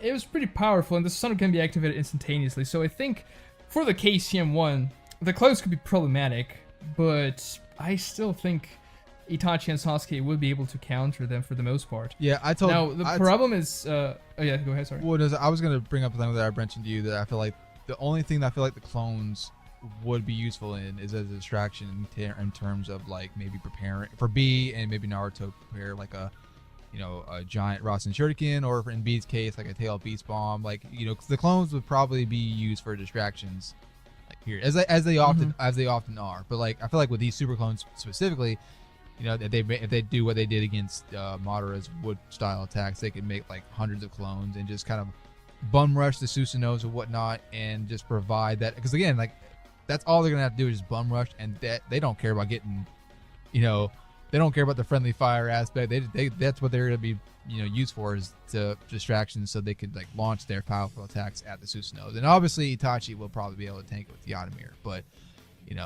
depending on if they have knowledge. And that's another thing too, is that they don't have knowledge on the properties of the Yamamir and Totsuka Blade specifically. So like, yeah, if B is not careful enough and he launches, let's say for conversation's sake, that he launches a Bija bomb at Itachi specifically, he's not going to know that, it's just going to go bounce right off the Yamamir. So yeah, I just felt like the clone, and even the Rasen Shuriken, it's extremely powerful, but it doesn't have that punch that a Tail Beast Bomb has. It deals that microcellular damage, but it's not gonna be enough to essentially explode a Susanoo. Like maybe a Biju Bomb would be able to. But even if Killer B charges a Biju Bomb, I still think there's a very easy way for Itachi or even Sasuke to counter it, which is to shoot an Amaterasu at the massive Eight Tails that's charging up the Bijudama. And we saw how well Amaterasu did against the 8 Tails when Sasuke fought against B. It consumed the Tail Beast in like, what, 10 seconds? Yeah. I don't know. It was very fast. If that, and that goes on to our, the third thing for this in this specific scenario is like, we agreed that like, because Naruto has, both Naruto has knowledge of Amaterasu and B has been on the receiving end of Amaterasu, it's could be likely that they don't go into their, I mean, obviously Naruto and KCM can't go into this giant avatar, but it probably would be less likely for, unless B just decided that he really wanted to go all out for whatever reason and be that, reckless. And again, B's not the most careful fighter, so he could forget that, the Uchihas have Amaterasu. Again, I don't see him being like that stupid. Like, I really don't want to say like B is an idiot by any means. So I don't know. I just feel like out of the two fighters, he might be the one to forget that Sasuke and Itachi. Or maybe if it's a moment of desperation, like, oh, Naruto's getting caught in something, I have to go all out, and then he's, just Amaterasu. But if he doesn't go full Tail Beast, then he's very vulnerable because, let's be real here, his base form's not going to do much against Itachi or Sasuke, and his version 2 form, sure, it's much faster, but even someone like Edo Nagato, when he was, all old with the white hair, he was able to react to a version 2 pretty easily. Naruto, sure, he was fast, and he was able to compete against Itachi in Edo form, but Itachi and Sasuke would be able to pretty much negate Killer B in version 2. Yeah, I mean, just on the feats, like Itachi was able to again like keep pace with KCM Naruto, who is faster than the Raikage, and who the Raikage is faster than B. So, I mean, I bare minimum, like Itachi should be able to react pretty handily in terms of like if Killer B decide to try to speed blitz Itachi, for example. Yeah, they wouldn't get speed blitzed by any one of them. So, so I think when it comes to KCM and B, I'm in agreement with Daigo that I think that the Uchiha brothers have it more often than not, and honestly, I think that they might win to strategy, on its own. Not saying they would, because like Daigo brought up to me, like you mentioned, in B and Naruto like have the most firepower when it comes to this fight. Like they have overwhelming firepower to take Itachi and Sasuke, I feel like. But I feel like Itachi and Sasuke's strategic mind and jutsu utility, they probably do counter. Again, it just depends. In my opinion, I think it depends on how much credit you can give the super clones and how many you feel like Naruto would make in this fight. I'm not saying that makes or breaks the fight, but I think if depending on how many he does make or how many he doesn't make, rather, then I think the Uchiha brothers do have this more often than not. It's definitely a tough fight both way, like one way or the other. But I was gonna say this earlier when we were talking about Itachi's intelligence. I honestly would probably put Itachi's intelligence above all three of these other combatants collectively. I mean, yeah. I think the rank would probably be, for battle IQ, Itachi, Sasuke, Naruto, and then B. So it's very difficult for Naruto and B to be able to outclass Sasuke and Itachi in that regard. Still, they're not dumb, but I mean, if you just compare what happened in the fight where Itachi and Naruto actually participated, which was with Nagato, and B and Naruto were getting curb stomped by Edo Nagato once Nagato got, rejuvenized by Killer B's chakra, and Kabuto took over the Edo Tensei to use him however he wanted to. Naruto got stomped, Killer B got stomped, they were about to die, and Itachi saved them. So Itachi, just by that feat alone, feels far more impactful than those two characters, to be honest.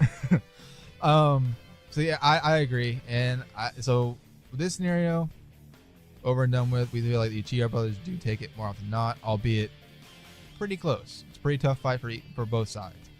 So the next scenario, same thing, but this is going to be a KCM2 Sage mode Naruto.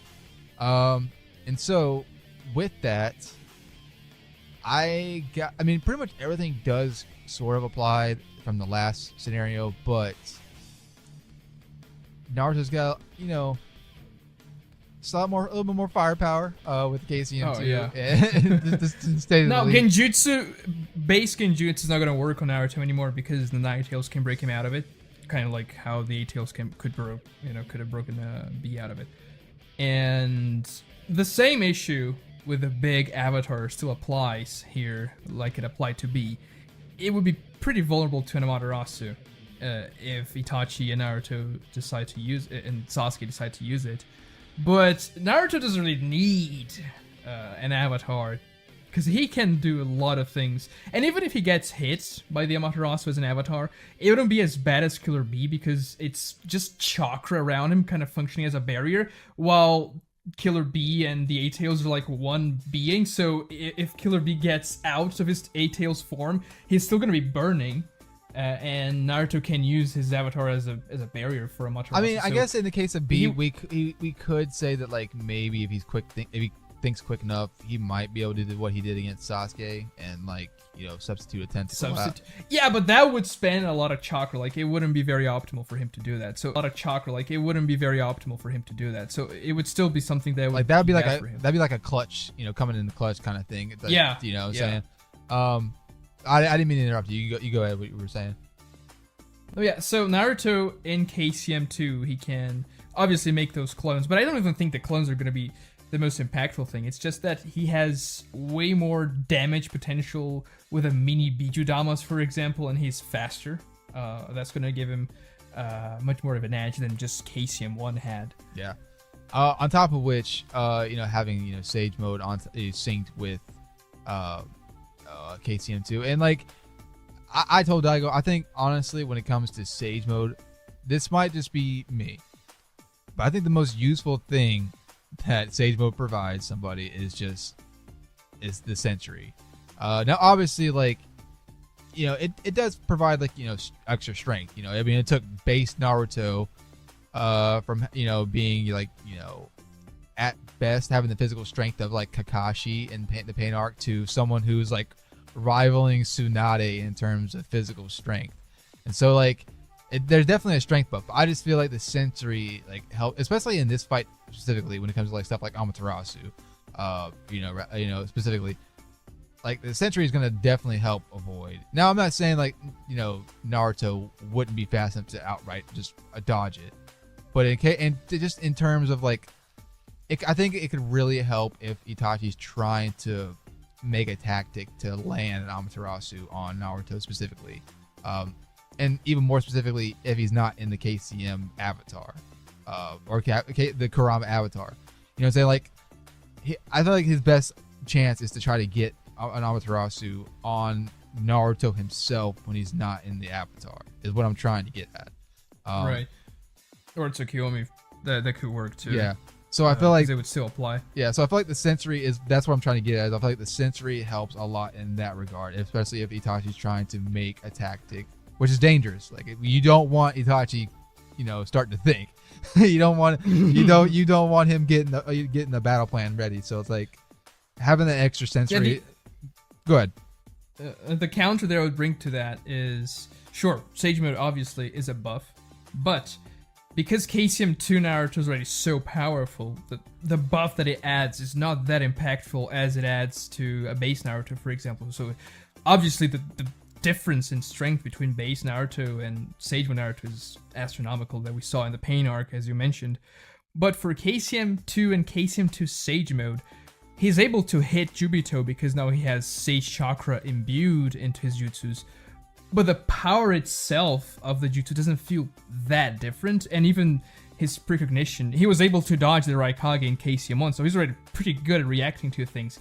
I'm not sure, like, how much more impactful this makes him. Is Sage Mode really gonna make the difference? Because we never see Naruto mentioning, like, oh, Sage Mode is allowing me to do something that I wasn't able to do in KCM2. So I don't know how powerful it would honestly make I think that I think that in terms of, like, I guess it would just depend on how far the fight got. Honestly, I think Sage Mode at this point is like a last clutch in case because depending on like how early in the in the timeline we're talking about, because there were a couple times where Kurama had this like reinfused chakra, so he couldn't like go into KCM2 or whatnot, and so like Naruto only had his Sage Mode to rely on during those times. So, but we're assuming they're pretty rested in the beginning of the fight here, so yeah. probably wouldn't be an issue. Yeah, that's what I'm saying. Like, I doubt that like that would happen. That's what I'm saying. Like, it just depends on how far the fight would get.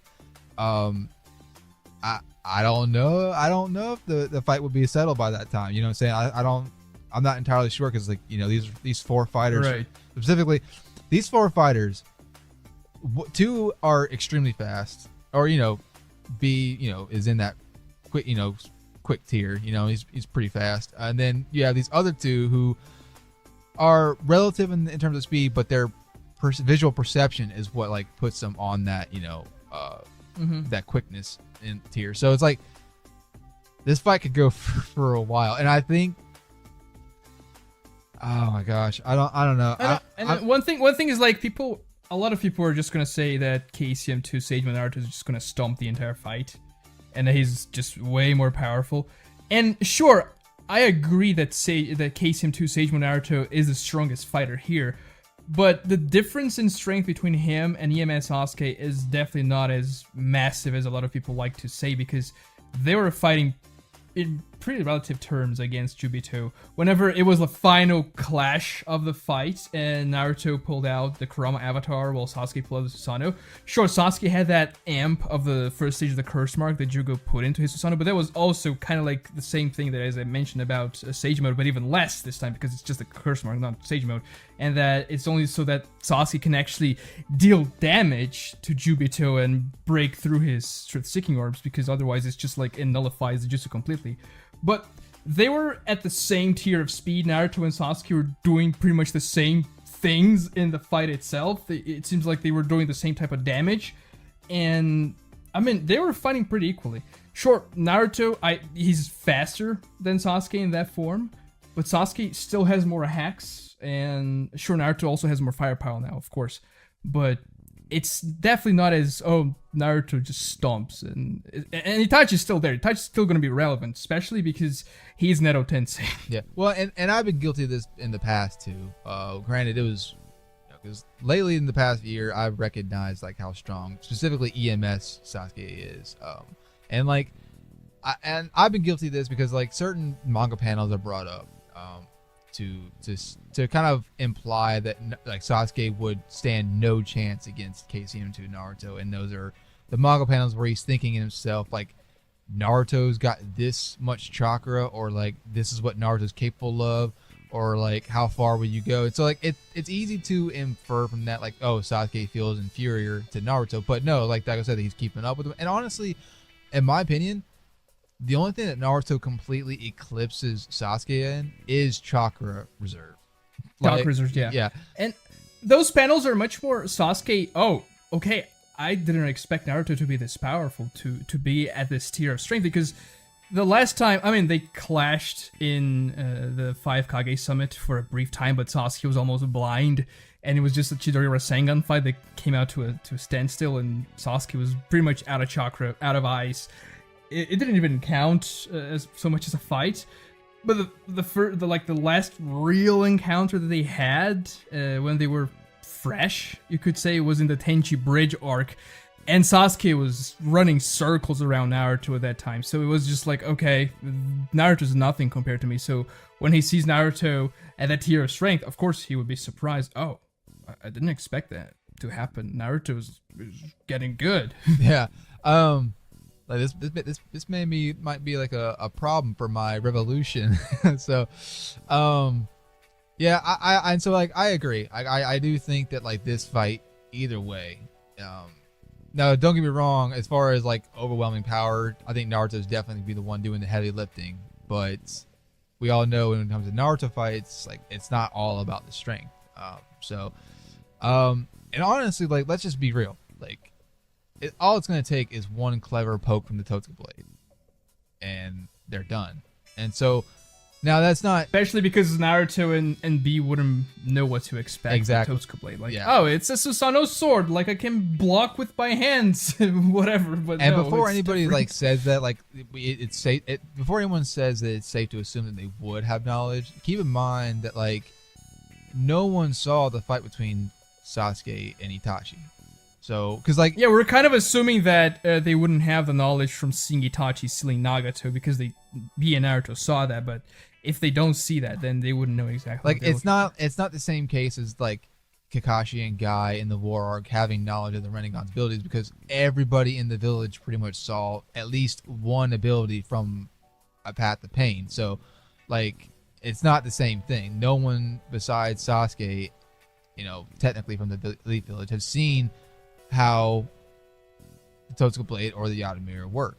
So Yeah, even the Yata Mirror. yeah, exactly. So like they would have no idea. And like again, we're assuming that this is prior, to the Nagato fight. So like again, they would not know about it. So And Sasuke, he still has Kirin as well. He doesn't use that very often, but in the anime, they even make Sasuke use it against Naruto and his avatar in the final valley battle.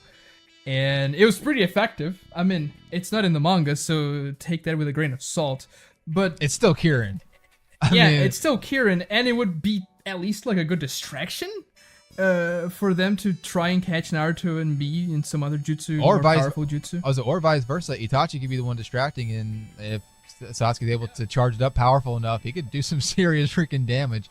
So, yeah, I said like I said in the last scenario, I just don't want to sleep on Naruto's like clones that he does make. And I'm not saying that like Daigo is. It's just one of those things like I don't know. It's like the fact that Naruto thought that one clone and in KCM 2 whatever was enough to help their team fight against Obito and Madara. It's like that's just the one clone. Like what if he makes 2 or 3 and it's like Yeah, I mean, the best feat for a Naruto clone in the war arc is the one that fought against the third Raikage, for sure. And then he also fought against Madara, but he didn't do a lot against Madara. He countered the Deep Forest Emergence, but that was one jutsu that he countered, and that was it. But it's pretty powerful, and obviously KCM 2 clones are going to be more powerful, but I still think the clones themselves, sure, they can be useful, but they're not going to be a difference in power, for example. Like, they're not going to provide that much more firepower. They can provide distraction, they can provide strategy, but I don't see them giving the edge in terms of just overwhelming them in terms of force.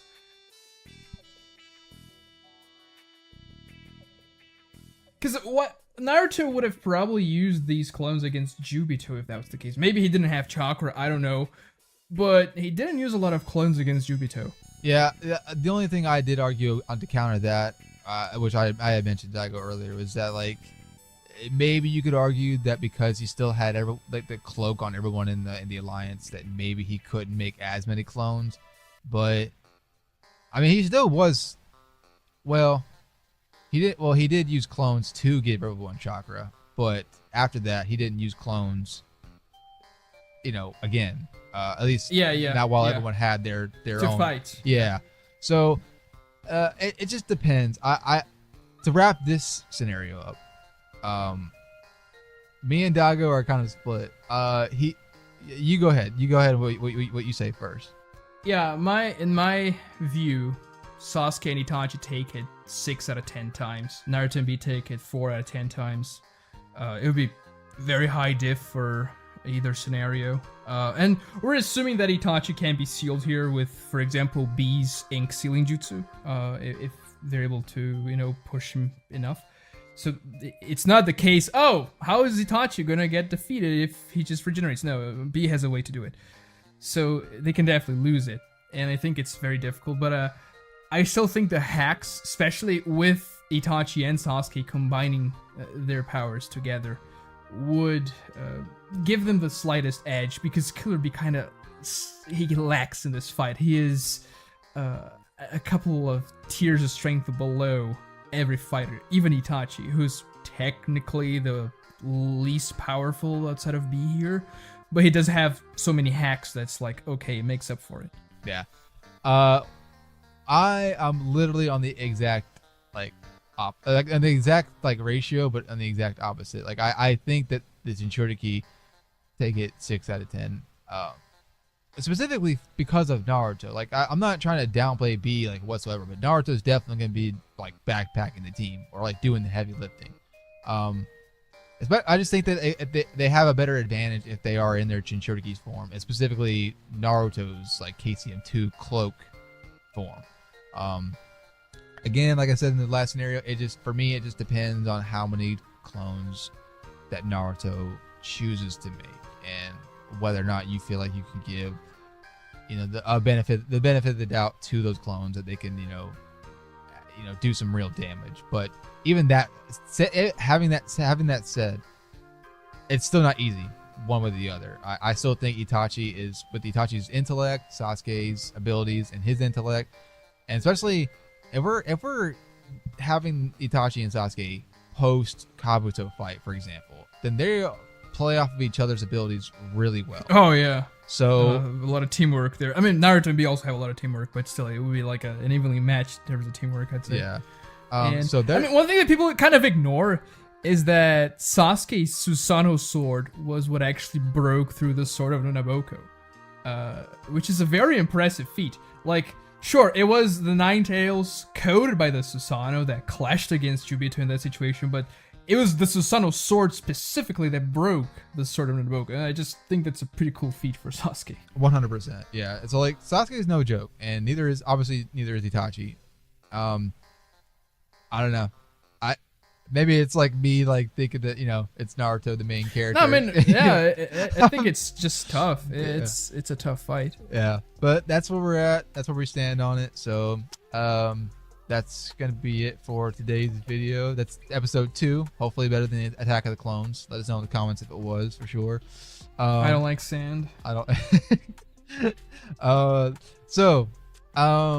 Thank you, Daigo, for being on the video again with me for episode 2. Thanks for having me.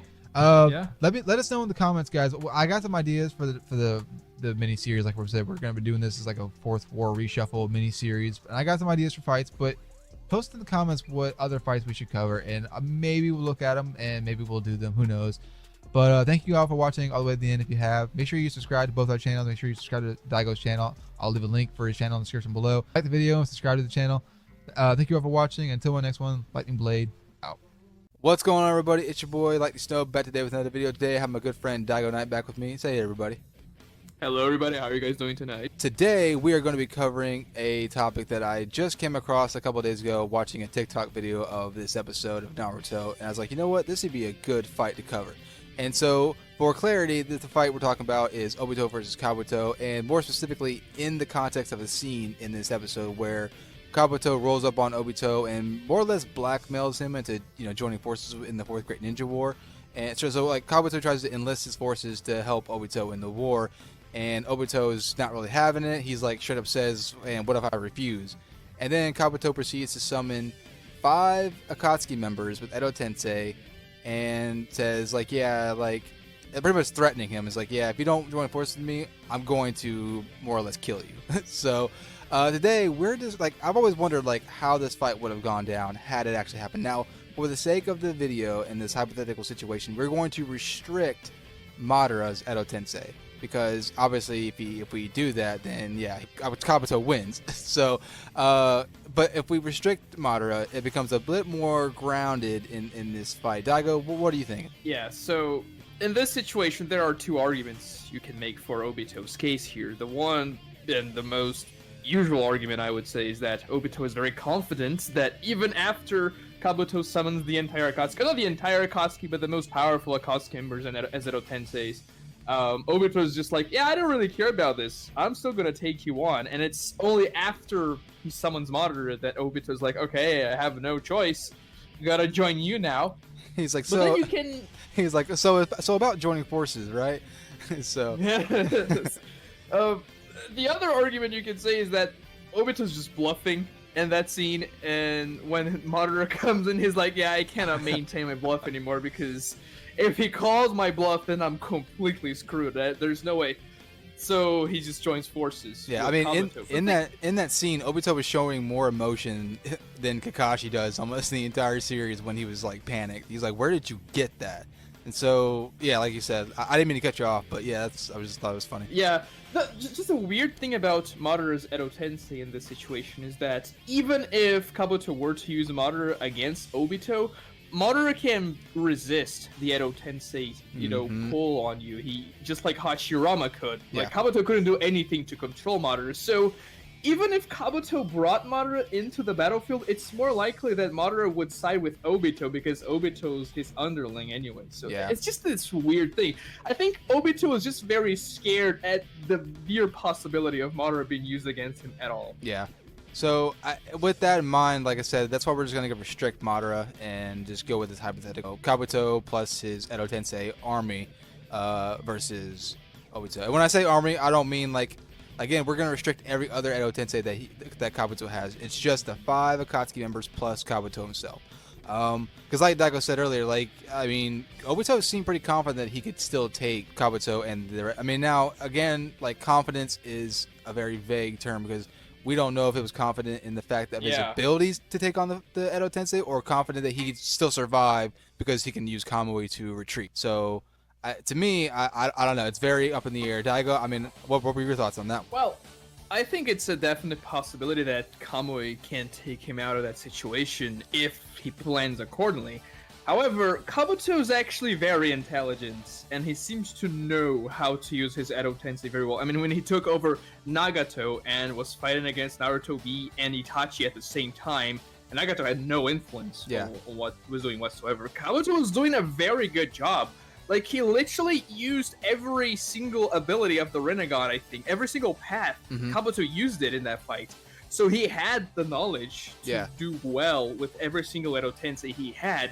And those 5 Edo Tensei he shows in that particular scene were Kakuzu, Itachi, Nagato, Deidara, and Sasori. Yeah.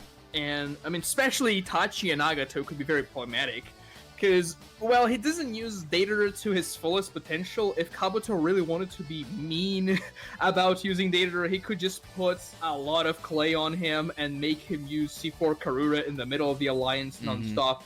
This would be very devastating, but of course, well, Kishimoto had to kind of nerf this possibility because otherwise it would be insane. But even still, if you consider those Edo Tensei not at their peak condition, which was the way they fought in the war, especially Sasori, because he didn't have as many puppets as he had in his fight against Sakura and Chio. Yeah, they're still going to be very problematic for Obito regardless. Yeah, well, at the very least, I could if at the very least Sasori is going to be there as like more like mild support. You know, but again, I don't even think it really like Sasori really needs to get too involved because like again.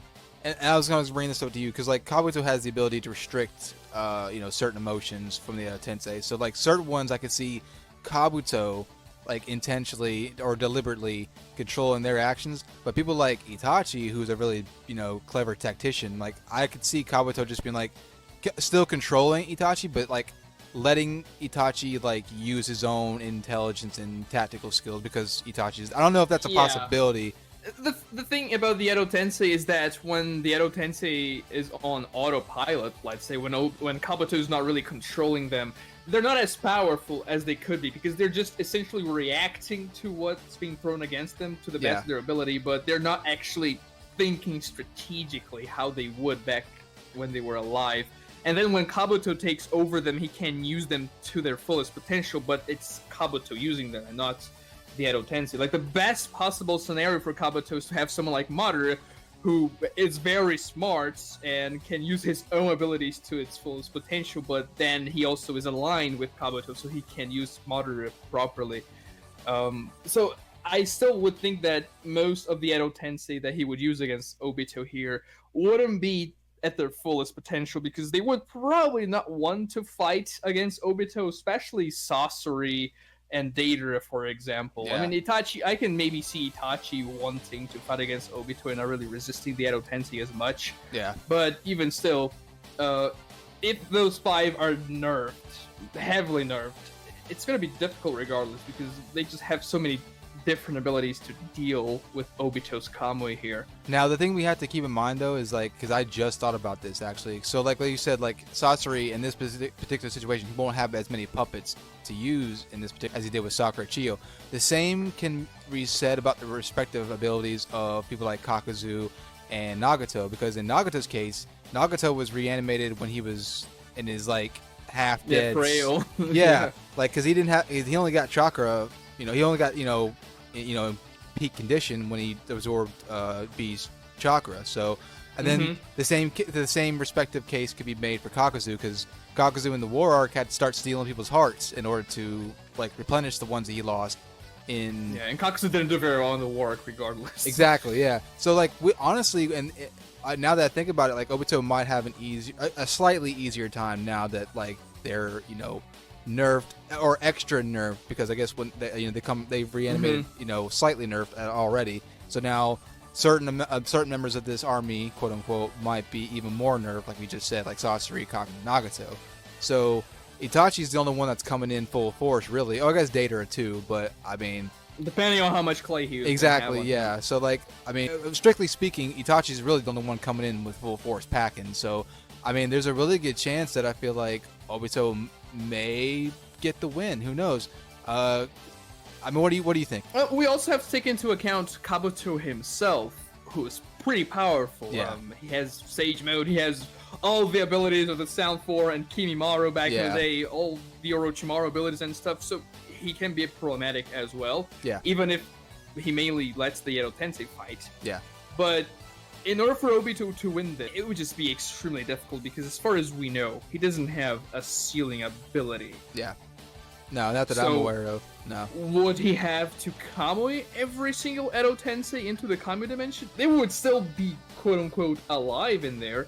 And then if you Kamui the first one, well, Obito can no longer use Kamui to phase through stuff, because then the Edo Tensei inside the Kamui dimension is going to attack him from within, just like Kakashi was doing in the war and negating the Kamui thing. Yeah. Well, another thing too that we have to, because I on the Kamui argument, I wonder if because the Edo Tenseis are technically summons, I wonder if it's possible for Kabuto to just resummon them if they get lost into Kamui. True. I didn't even think of that, but it's very possible. Because in one of our previous videos, we mentioned, like, Kaguya summoning to Team 7 to another dimension, but somehow Sasuke's Hawk is somehow able to just negate that. So I wonder if... It's kind of dumb. I don't think it should work like that. I think there's more merit for you to think that this is possible. For the Edo Tensei, yeah. So, like, I wonder, like, I mean, if that's the case, then Kamui, unless it's phasing through attacks, Kamui might be rendered useless. Like, the whole Kamui GG might be rendered useless. So, so he might have to. I mean, he might, unless Obito is, like, not aware of this possibility, he might just have to go in restriction. Like, knowing that Kamui is going to be restricted, unless he just wants to phase through an attack. So yeah. And if that's the case, then what can he do against the Edo Tensei? Exactly. They're going to regenerate if he attacks them somehow. I mean, he has Wood Style, which he never really uses in his adult form. He just does it once against Naruto in the war, like wrapping a little bit of a Wood Style wrench around his arm to attack Naruto. And of course, he used it against the Mist Shinobis when he awakened the Mangekyo, but that was a long time ago, and he never uses it again. I'm about to say he's never used it. I never seen him use it when he has the orange mask on, for whatever reason. He never really did it. No. So like you said, like, Kabuto himself is going to be like the only thing he could do is he would have to be lucky enough to put Kabuto in a Genjutsu to release the Edo Tensei. That would be that's hard. But even still, like, Itachi and Sasuke were unable to do that because Kabuto knew how to counter the Sharingan Genjutsu. He blinded himself so that they wouldn't be able to look into his eyes, and he was just sensing things and sniffing things out with his snake senses. Well, speaking of Itachi, though, like, I wonder if this scenario plays out. So let's say, like what I mentioned earlier about how he doesn't restrict Itachi's emotions, right? And, like, what if mid-battle Itachi decides to use the crow and releases the Edo Tensei through the crow mid-fight? Like, but the problem is that the crow is with Naruto, right? Oh, that's true. Yeah, that's right. He wouldn't even my bad. really get access to it unless if you assume the crow be somewhere else for this fight. Yeah, that's true. That's fair. I didn't even think about that. Well, I was trying to give I was trying to make this like scenario play out a little more trickier, but because that'd be crazy. Uh-huh. That'd be crazy if that actually happened. Yeah, I think the best chance for Obito here is to focus on Kabuto and try to Kamui Kabuto into the Kamui dimension. Because Kabuto, well, unless the Edo Tensei themselves can summon him back, like in a kind of a weird reverse summon, Yeah. then he's gonna be stuck there. Yeah. And then Obito can retreat. Yeah, the Edo Tensei, they're not gonna vanish because the only way to make them vanish is for the caster to wave them away or to seal them. So they're still gonna be around, but Obito can retreat and just wait till Kabuto dies, and then you can deal with the Edo Tensei somewhere else. Or Yeah. in Well, another way. I'm about to say he could do that. Like what he could do is like to say he, like you say, he's able to somehow Kamui Obito into the Kamui dimension and then retreats, right? And then goes into Kamui to try to deal with Kabuto while he's there. And then try to put Kabuto in a Genjutsu. That like without all the extra pressure being put on by the other Edo Tensei. The only problem is that when Obito is inside the Kamui dimension, like his entire body, then he doesn't have the phasing ability. Yeah, he's tangible the entire time. So Just like he was fighting against Kakashi there, his main ability was just not as stripped at play away. there. Yeah. So Well, then there's another argument. Sure, maybe Kabuto's also in there, but could he use Sage mode in the Kamui dimension? Because Sage energy is around the entire world. yeah. However, is it also inside the Kamui dimension? Because it's literally another place, so can you draw Sage energy in that dimension? I don't know. Maybe it would be just both of them fighting nerfed, like base Kabuto versus base Obito with other most powerful abilities here. I'm about to say, if we do that, if that's the case, then do you think that base Obito without Kamui could beat Kabuto with the Sound 4's ability or Sound 5's ability? Like that's what it finally comes down to, really. Yeah, without Sage mode, I think there's chance. Like Obito's actually pretty good in terms of speed and reaction time. Like he's not the top tier of the verse by any means, but in that particular point of the story, he was one of the most powerful ninjas when it came to just physical prowess. Because there's that scene that's very much overlooked when Suigetsu tries to attack Hisame with his Kubiki Rugocho sword, and Obito just blitzes in front of him and blocks the sword with his bare hand, like with his skin. Yeah. Well, so everyone in the room is surprised too. Like everybody's surprised. Suigetsu, Sasuke, like everyone in the room is just like, "What the heck did you just do?" So it's like one of those things. Like, yeah. So you're right. Like you're definitely right. And plus, his wood style has got to be like. I mean, he's no Hashirama, but he's definitely it's gonna be something at least. So because he doesn't have Sage mode, he cannot use the cave shaping ability, the weird ability he has to like alter the terrain to his favor and use against Itachi as well. Yeah. So I think that's I think Obito has the advantage here even without phasing. Because he also has regeneration, like he has half of his body Hashirama cells. That's right. Plus he has Izanagi just in case like something does happen. Like I mean he has like a little whoopsie in the fight and he gets killed, but he does have Izanagi. But then I mean, and that's the thing too, is like I thought about this too, is if we're doing this in canon, so, Obito might actually have some good knowledge about the Sound Force since Sasori was had a spy within the Akatsuki, which was Kabuto. Like who knows how much information Kabuto fed to the Akatsuki about Orochimaru. Like that might be like a stretching it a bit, but it's not something that I wouldn't, because Obito you're always surprised at what Obito knows. You know what I'm saying? Like Obito. It wouldn't surprise me that Obito knows the abilities of the Sound 5. And also, we're not so sure if Kabuto needs Sage energy to perform those abilities with the Sound 4 quote-unquote bodies inside of him. Like, I'm not sure if that's ever explained. Yeah, because we never see him use it after, like before he enters Sage mode. But then it's like one of those things where like he just so happened to use it after he went into Sage mode. Yeah, maybe that's the case. We just don't know. I mean, if he doesn't have that, then he would just have the more basic Orochimaru abilities and his own abilities, like the scalpels and stuff. Even though, like, Kabuto, he is not a slouch, even without Sage mode. In part 1, he was trading blows with Tsunade. So, sure, that Tsunade was nerfed, but still, Kabuto's not going to go down in a single punch or a single attack from Obito here. Yeah, well, that's the thing. Aside from Kamui, like, I mean, correct me if I'm wrong, but Obito doesn't have a whole lot of like one-shot attacks. I guess aside from maybe his without the Rinnegan, I can't see any. No. Exactly. So it's like one of those, like you said, like Kabuto's not going down easy. So if they're in the combo dimension, they're both nerfed, like we just said, then I don't know. I honestly think it's a 50-50 chance. I give it a 50-50 because they're both like, I mean, they're both like freaking main villains of the war, or two of the main villains of the war. And the thing is, Obito can fight a war of attrition here, because he can hop in and out of the Kami dimension and like rest, maybe prepare himself a little bit further, and then re-engage Kabuto. So true. Well, unless Kabuto is able to reverse someone out of there.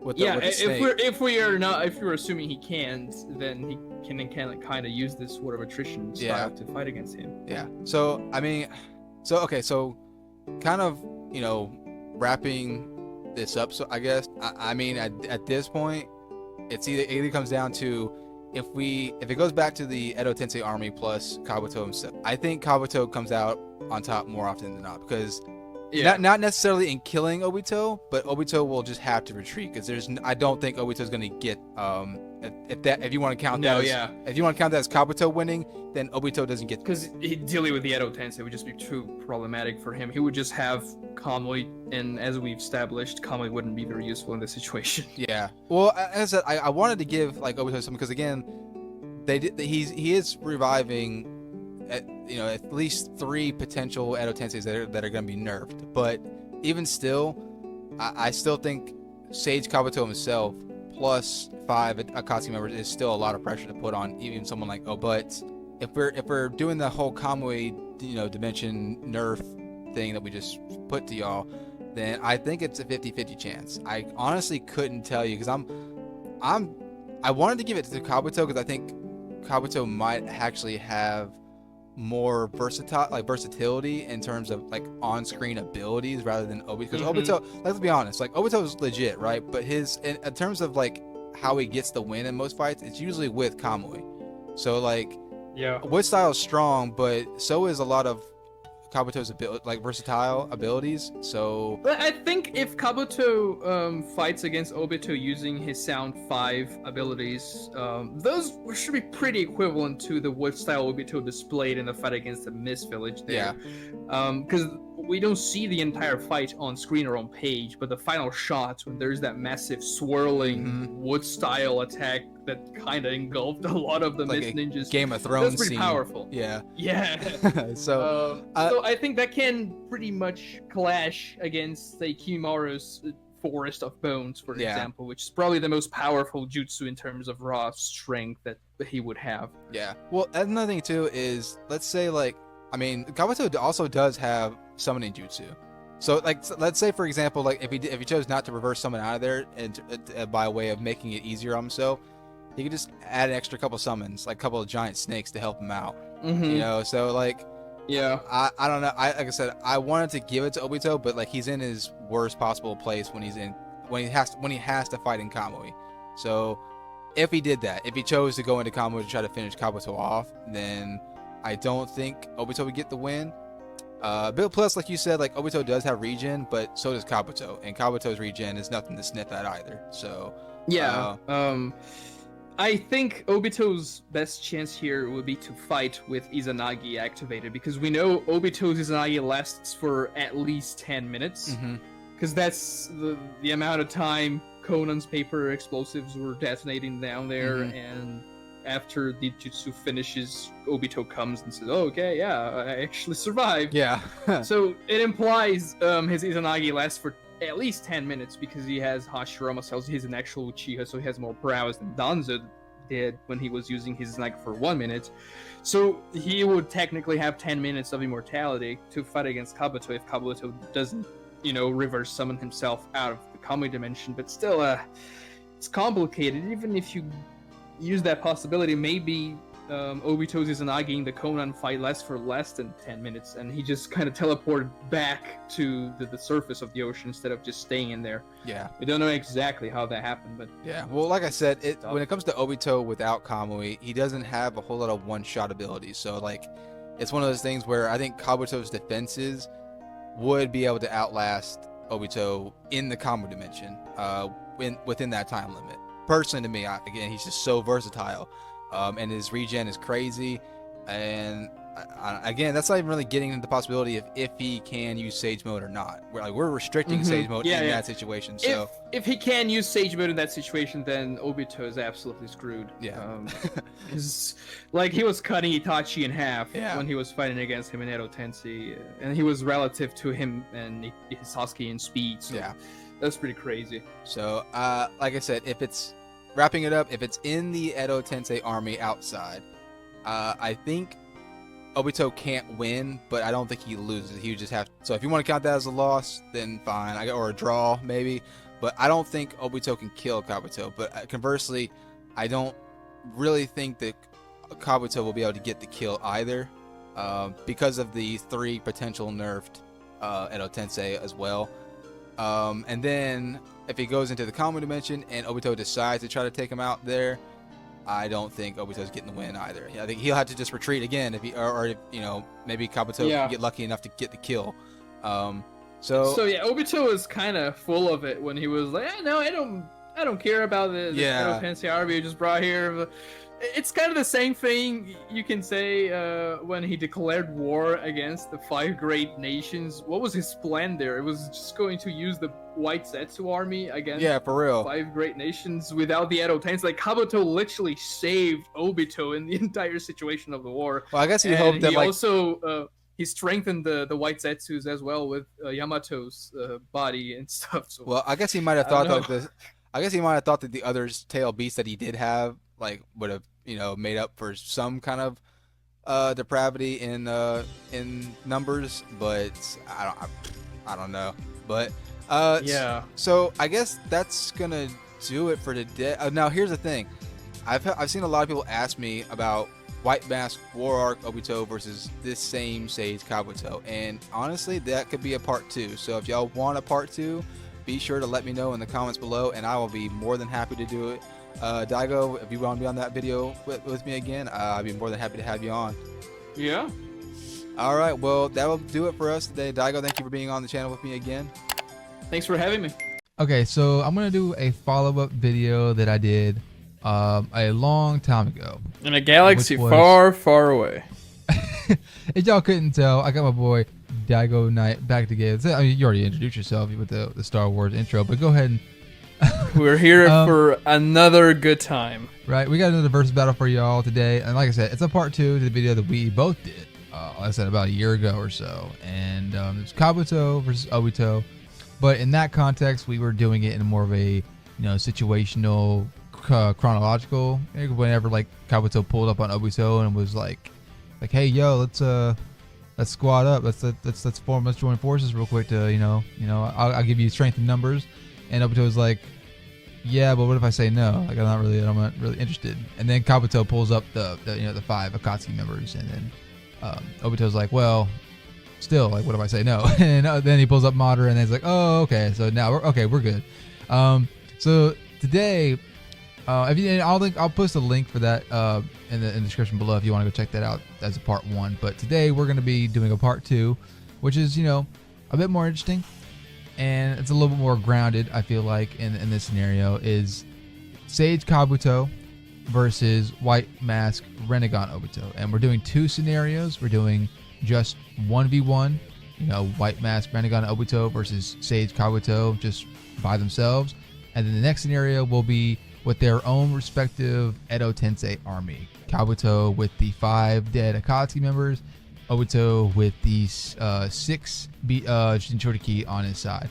And just to get semantics out of the way, obviously, if we're being, pedantic about it, Kabuto could just control the Jinchuriki if you wanted to, or reverse summon them, or whatever you want to, call it. But just for this fight, let's just say that Obito has complete control, which I mean, it could make sense because Obito's got, each of them have a Sharingan and a Rinnegan, so you could argue that Obito might have more control over them than Kabuto does. It's iffy, but just to get semantics out of the way, we're just gonna say that Obito has control over them and Kabuto doesn't. So the only Edo Tensei that Kabuto has is gonna be his 5 dead Akatsuki members, and then same case with Obito. All he's gonna have is the 6 Jinchuriki on his side, and that's it. So, and then the battlefield's gonna be the Fourth War area, We might make a scenario whether they fight Kabuto in the cave or whatnot, just to kind of give fairness to both sides. But 1v1 Obito, Kabuto. Now these are like the titans of the war arc, Madara aside, but these are like pretty much the main guys outside of that. And it's funny because like at first I was kind of thinking Kabuto at first, because like if it's just Obito by himself, Kabuto is a bit more threatening than one might realize. But then read back through the manga panels and whatnot just to brush up on this, and I kind of remember this panel where Kabuto's like because like Obito's like wanting to know all about the Edo Tensei and whatnot, and Kabuto's kind of being shrewd and not giving as much information as he wants to, or like he's trying his best to withhold as much information as he can, and Obito's kind of pressing him, like, hey, I need you to tell me how this works, how to stop it, et cetera, et cetera. And Kabuto literally just says like, and if I say no, and Obito's like, well, then you're gonna die. Then Kabuto's just like, okay, yeah, maybe I shouldn't, test the waters right now. He did say he had a, trump card, that he hadn't played yet, which I'm assuming he was talking about referring to Madara. So, yeah, it was definitely Madara. So, if we take that off the table real quick, then yeah, like Kabuto wasn't wanting the smoke with Obito. So you also have to take into account that Obito has the worst ability for you to deal with, probably in the entire verse, which is the phasing Kamui ability, and pretty much every single ability that Kabuto relies on in his Sage mode relies on him having to touch you somehow, except for 1, the Flashbang White Dragon, and 2, Taiyo's Genjutsu, which he can use. And he actually affected both Sasuke and Itachi with her Genjutsu. They had to stare at each other's eyes in order to break out of it. And I'm not sure how much more powerful Kabuto's version of Taiyo's Genjutsu was than Taiyo's own Genjutsu, because Shikamaru was able to break himself out of it kind of easily just by breaking a finger using his shadow. So I don't see why Sasuke, for instance, would be able to like bite his tongue to inflict pain on himself and break himself out of the Genjutsu. Therefore, I don't know how useful this jutsu would be, because obviously it caught those 2 powerful Uchihas. Maybe it would be able to catch Obito as well. And then Obito wouldn't be able to use Kamui again to phase. This is very speculative. And also, the Flashbang Dragon, sure, let's assume Obito gets blinded and deafened by it. However, even if that happens, Obito can simply activate the phasing ability of Kamui to become immune to any attacks that Kabuto throws against him after that. And we know that lasts for 5 minutes, so Obito would regain his senses, because like Sasuke regained them after a few seconds after Itachi protected him from Kabuto's attack. So it's just a very difficult fight for Kabuto here, I would say, especially because he doesn't have anybody that can milk against Obito. Pretty much every time Obito gets tagged, he's either being pretty careless or he is fighting against multiple opponents. yeah, and not to get semantic about this in particular, but if we're doing this 1v1, and like I know that Obito is prone to not use the Rinnegan abilities, because just having the Rinnegan itself already cost him a lot. He said he almost lost himself a couple of times on a couple of occasions, just having that one Rinnegan. So like the reason I'm saying this is because like the fact that he's not having to control the Jinchuriki, it might allow. Now he probably doesn't need it. Like granted, like he doesn't need any of the Rinnegan abilities, let's be honest. But if he felt like pressure to do so, and I'm only talking about this because I know I'm like the Kamui guy, specifically when it comes to Kakashi and somewhat Obito. But so if I had to try to get away from the Kamui argument for it being a win con, like maybe if Obito is able to teleport around, Kabuto's like location from a distance, or like from behind or whatnot, I mean, maybe he could suck a soul out. But like I feel like it's not as easy to do that, because again, Kabuto's got Sage mode, his sensories are heightened, to a greater extent.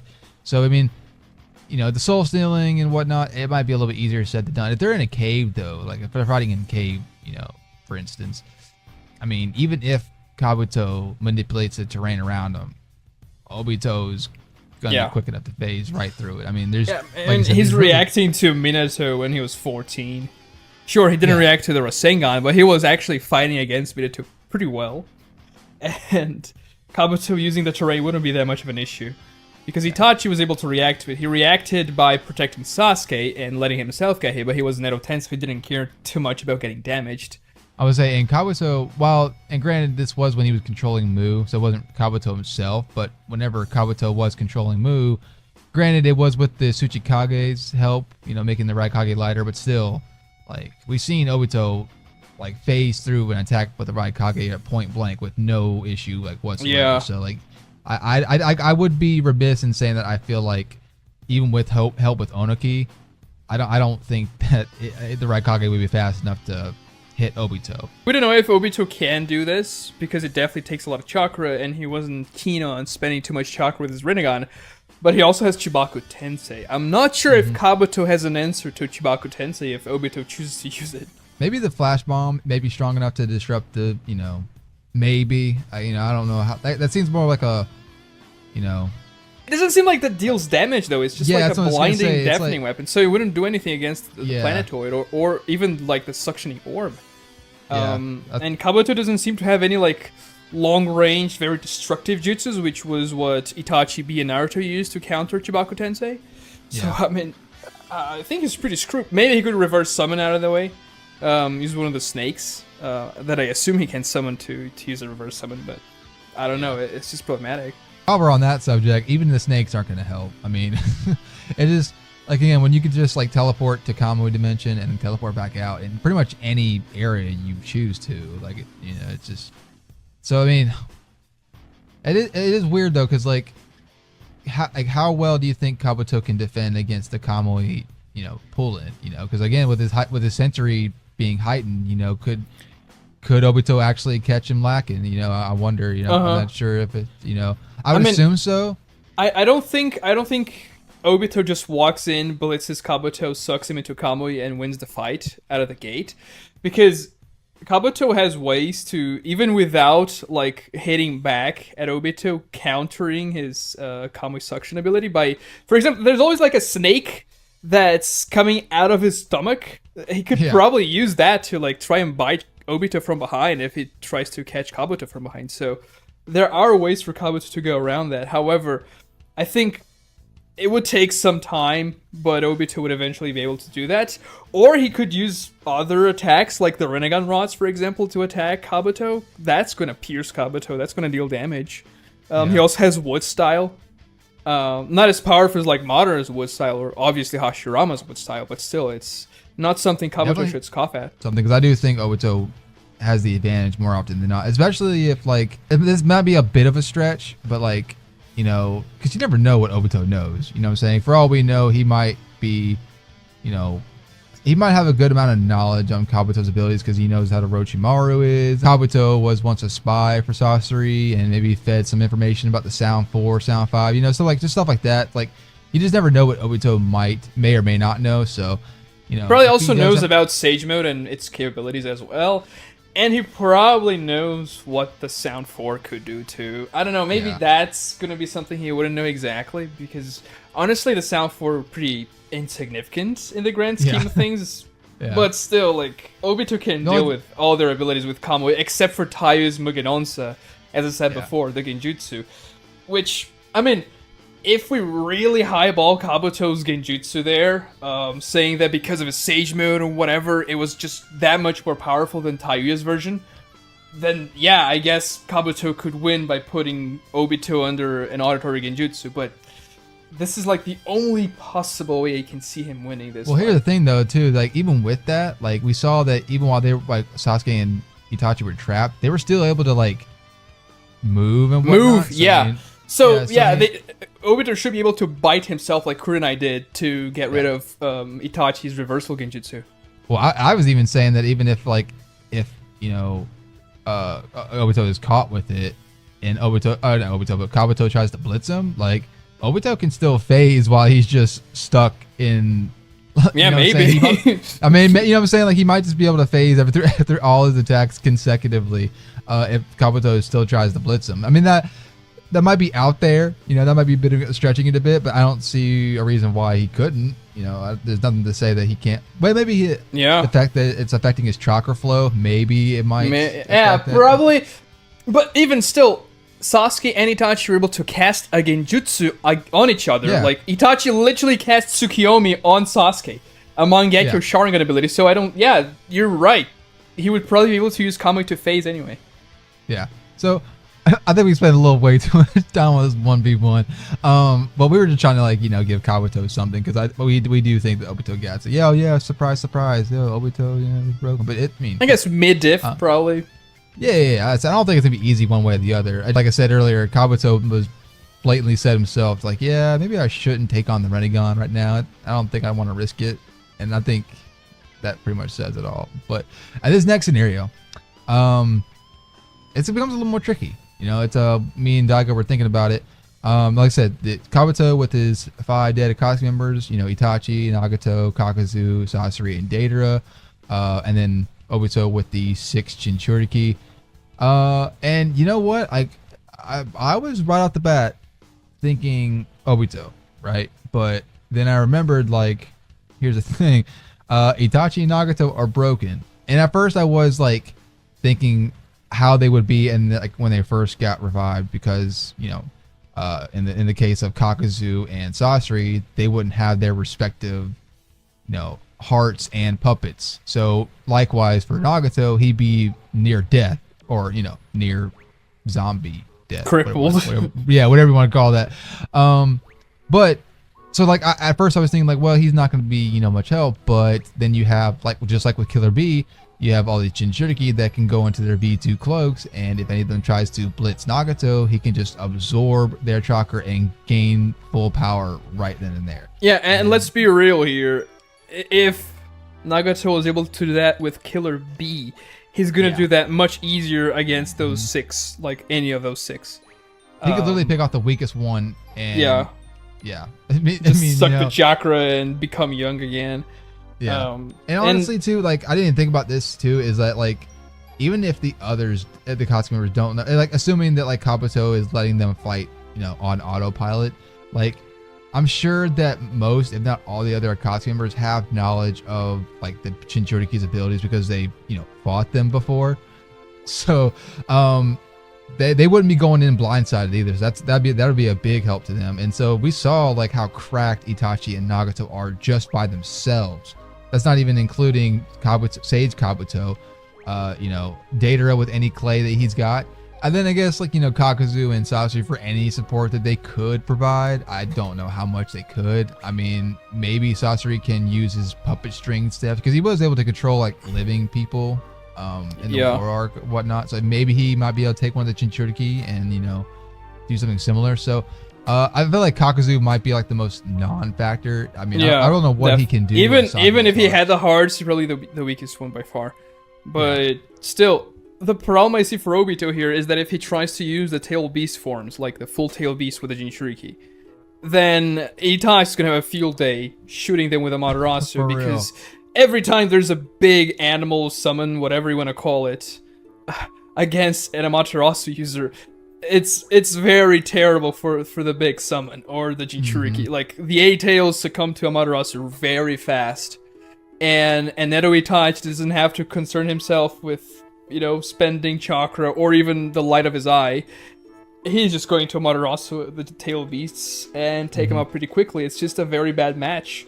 So Obito will probably not even use the full form, because he knows Itachi has a Madarasu, and we just create big targets for him. So I mean, like I said, I think it just be way more easier to have, or way more chaotic for the other team, for Kabuto's team, to have them in their Jinchuriki, because they have some busted abilities. I won't lie. Like, what is it? Yagura's mirror jutsu is pretty useful. You know, Roshi's got his freaking lava style, which is crazy. Han has his steam power that makes him really fast. He pretty much blitz KCM Naruto. What could Kabuto's team do? Like, I mean, because I feel bad if we slept on Kabuto and Itachi and Nagato. But, like, the problem is dealing with the Edo Tensei, because sure, you could say Obito just sucks them into Kamui, but once Obito sucks one Edo Tensei into Kamui, even if it's like Kakuzu, who doesn't have the hearts to even do anything very useful, Kakuzu can attack Obito from within Kamui, the Kamui dimension, whenever Obito has to face in the real world, because, I don't know, Itachi shot an Amaterasu at him or something like that. Yeah. So, he would have to be very careful.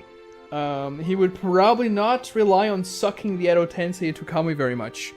So, the ways I see him dealing with that are maybe sealing the Edo Tensei somehow. Maybe one of the Jinchuriki have some sort of sealing ninjutsu that he can make them use against the Edo Tensei, or use the human path to just suck their souls out of the Edo Tensei and destroy the Edo Tensei that way. I could see like the Jinchuriki like going at the Edo Tensei army or Kabuto's Edo Tensei army, and then like Obito hanging back for any kind of like.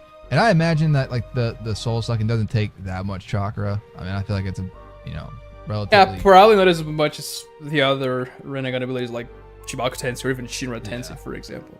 So, and like even with Obito saying that like the Rinnegan like was constantly giving him trouble, and like even with that, like you said, Obito was still suggesting that he could still do the soul suck. So like it's something that he's willing to do, like you said. So I mean, I could see him like using the Jinchuriki as solely distractions. That way, like he'll analyze the battlefield and like, okay, when's a good opportunity for me to teleport like above them or something, and then like steal their soul. You know what I'm saying? So problem that I see is Itachi's Totsuka blade. He probably would be able to seal those Edo Jinchuriki pretty handily with that. I think this would be a pretty chaotic fight. And Obito would probably use the Jinchuriki, as you said, to try and get to Kabuto before he could do anything. Or even, I mean, he cannot cast the Genjutsu on Kabuto because he can blind himself, so he wouldn't be able to just command him to undo the Edo Tensei. So even if Kabuto gets killed in the middle of the fight, Obito would still have to deal with the rest of the Edo Tensei army that he doesn't kill, because they just hang around. Hey, I'm actually kind of, I think I might be leaning toward Kabuto in this one, just because like with Itachi and Nagato just being crazy strong. They're obviously way more powerful than the six-tailed beasts. Obito combining their powers is what gives them a bit more of an edge. But Nagato and Itachi, especially Nagato when he is, back in his younger state. I mean, that duo is insane. Like, once Kabuto takes over Nagato, after Nagato absorbs Killer Beast Chakra, Kabuto takes over Nagato, and he uses all six paths abilities to beat Killer Bee and Naruto in like 3 pages. If it's not Itachi showing up, Naruto and Bee would have died there, soloed by Nagato. So, like, he is really strong, and so is Itachi. Dang, I think I might be leaning towards Kabuto on this one. I'm not even gonna lie. Like, I was like leaning more towards Obito because it's like, I mean, Kamui's still difficult no matter where, like, no matter what fight you're in. But they have Itachi, and Edo Itachi is just a nightmare to deal with. And also, when you suck one into a Kamui, you cannot use the phasing ability much more because you're gonna get attacked from inside. Honestly, so, I think the only person he would probably resort to using Kamui suck would probably be Kabuto. Yeah. But after that, the Edo Tensei would come after him. Yeah, exactly. Yeah, so like you'd have to rely on dang gum. I mean, if Obito cannot use Kamui against just Edo Itachi, he's cooked. He's cooked. Yeah, he's done. Yeah. Oh man. Oh man. I think I might be leaning more towards Kabuto. I was leaning more towards Obito. Same. I was thinking more Obito, but the more you go, like, the only thing I could say though is like with that Kabuto doesn't have in this fight, and I don't know how useful it would be for Obito, but the fact that the field of vision is extended between all of them, it might provide some help, but I just don't know how much, But Kabuto's aware of it, and Itachi's aware of it, because we know Itachi countered the field of vision thing whenever he had to save Killer Bee and Naruto. I didn't even think about this either, but like we're not even mentioning the summons that Nagato has too. Like we didn't. Yes. I mean. Yes. And assuming Yes. assuming that Obito's gonna react in nature. Like let's say if Nagato starts putting out these giant summons, you know, the big tier, the big boys of the Rinnegan summons. Like I wouldn't be surprised if Obito then decides he has to resort to the, you know, the Bijou to try to, you know, even the odds, so to speak, and then Itachi just has, like you said, has a field day with Amaterasu or Tosuke Blade. So I think I'm leaning more towards Kabuto, Daigo. I'm not gonna lie to you. Yeah, same. Oh man. I mean, it's because of Itachi and Nagato that they just give so much to Kabuto here. Dang. Because, like, if you think about it, the Akatsuki was an organization meant to capture tail beasts pretty easily and their Jinchuriki. And for the most part, they managed to do that. And you're picking the two strongest ones, if you don't count Obito. And you were putting them as Edo Tensei in a fight. So, in a fight against the tail beasts... We haven't even really talked about Kakashi or Data or Sasori. We were just we're just kind of ignoring them completely. We're just talking about Itachi and Nagato and Kabuto, but honestly, I can see them just like being sacrifices for the get sucked into Kamui. That way, like that you know Obito specifically can't use Kamui. Oh my god, because I can honestly just see this might be giving them too much credit, but I can honestly give Kabuto, Nagato, full power Nagato, and Itachi just the 3-man team and still be able to deal with well, you know, without the phasing stuff. But you know, obviously if Obito can phase, then it becomes a little bit more tricky.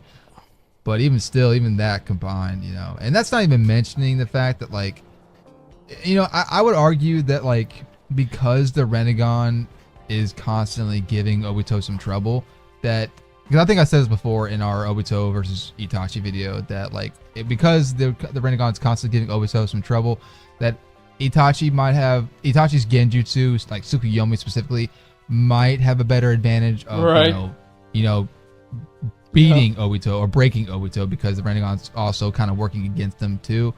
And I mean, I guess you could make the argument that if Obito can't phase because one of the Edos is in the Kamui dimension, he still can use the Preta path of the Rinnegan to, like, drain the chakra of attacks, like Amaterasu, for example.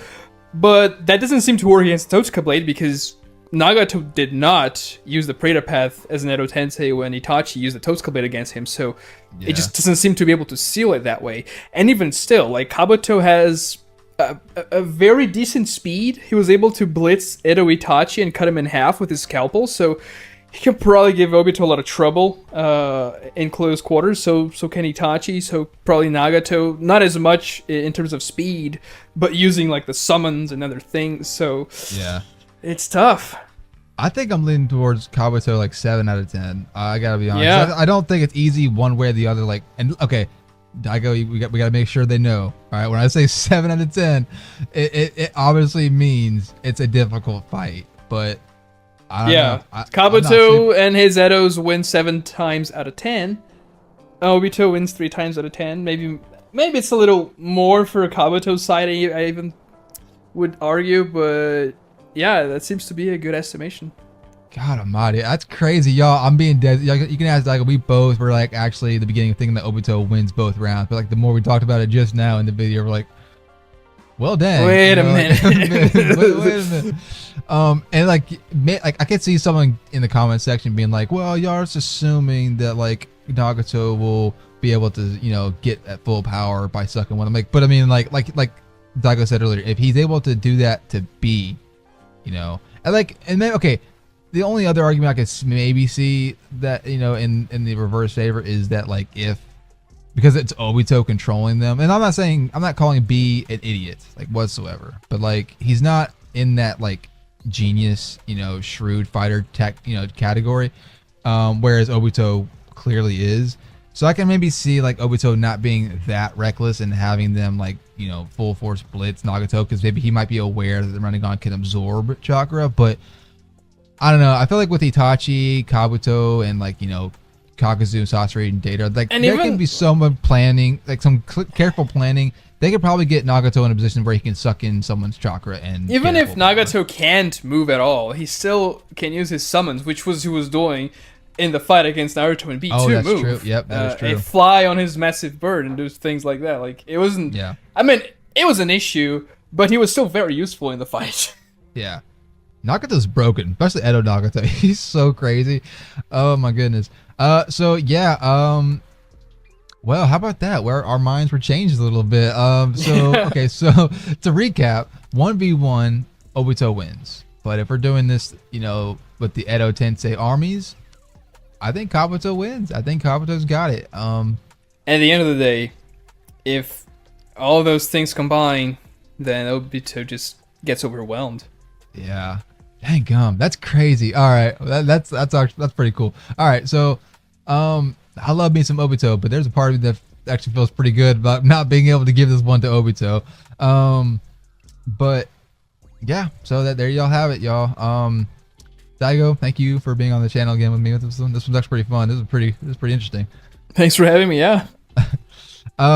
Stay tuned for the next one, y'all. Like I said, I'll link the part 1 to our video that we did in the past in the description below if you want to check that out as well. Thank you all for watching all the way to the end if you have. And until my next one, Lightning Blade is out. Back with episode 4. I got my boy Daigo. Say hey to everybody. How's everybody doing tonight? So, like I said, episode 4 in our little Fourth War reshuffle mini series that we're doing. And today, we had an interesting idea pitched to me for Madara versus the Kage of the War Arc. Now, obviously, when I say Kage, I don't mean the 5 Kage that he fought already. We already seen that, obviously. So today, we're going to switch it up with the Edo Kage. And we're going to do a second scenario. I'll say that for later. But we'll do a second scenario with these same fighters.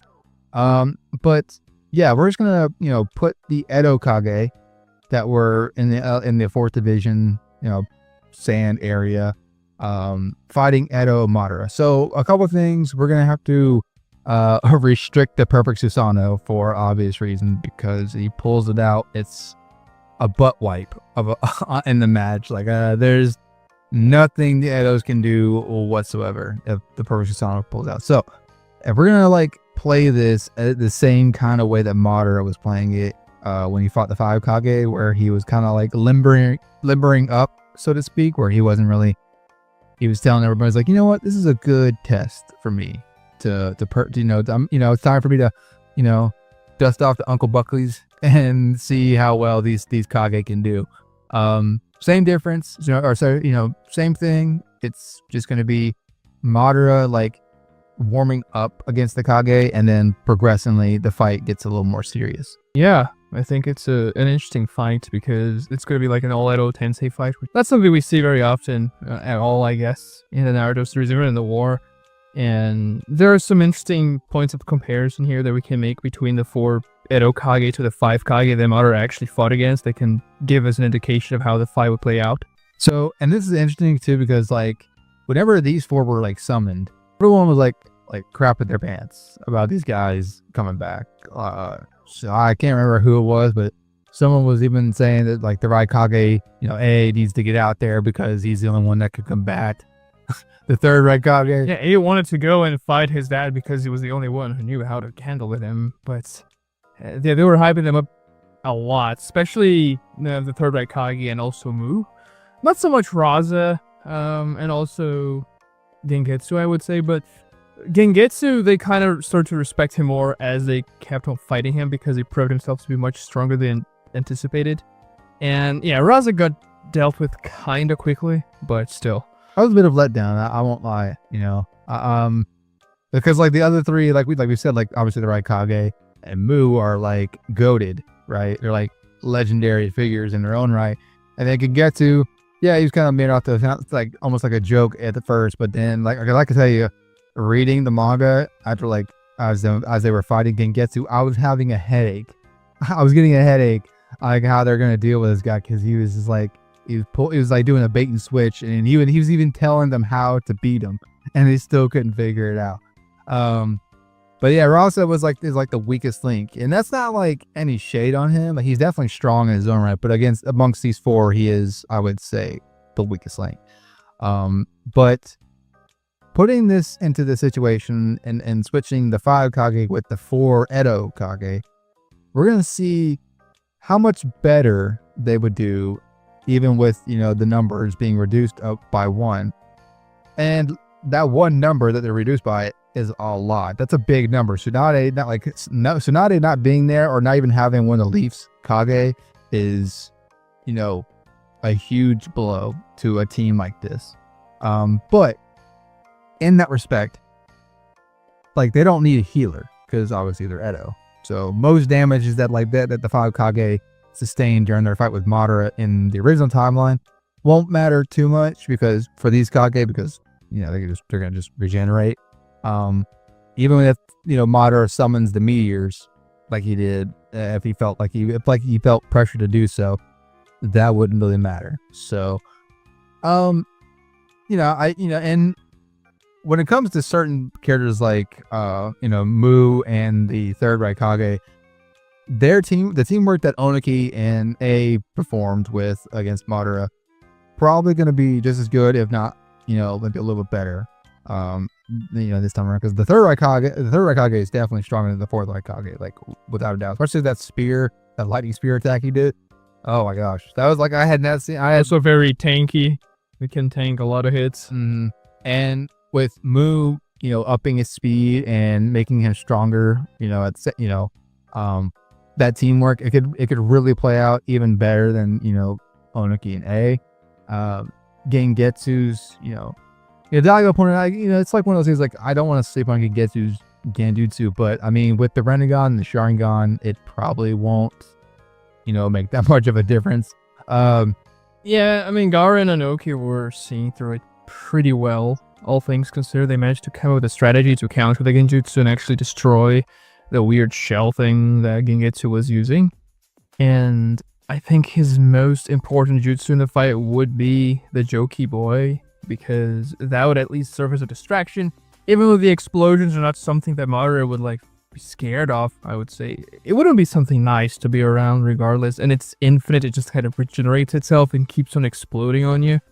So it's going to be annoying for Madara to deal with, and it can distract him at least so that other Kages could try and do something about it. Yeah, and I think something that many people are probably wanting to get to is the 25 wood clones with the Susanoo. Well, that's definitely a problem.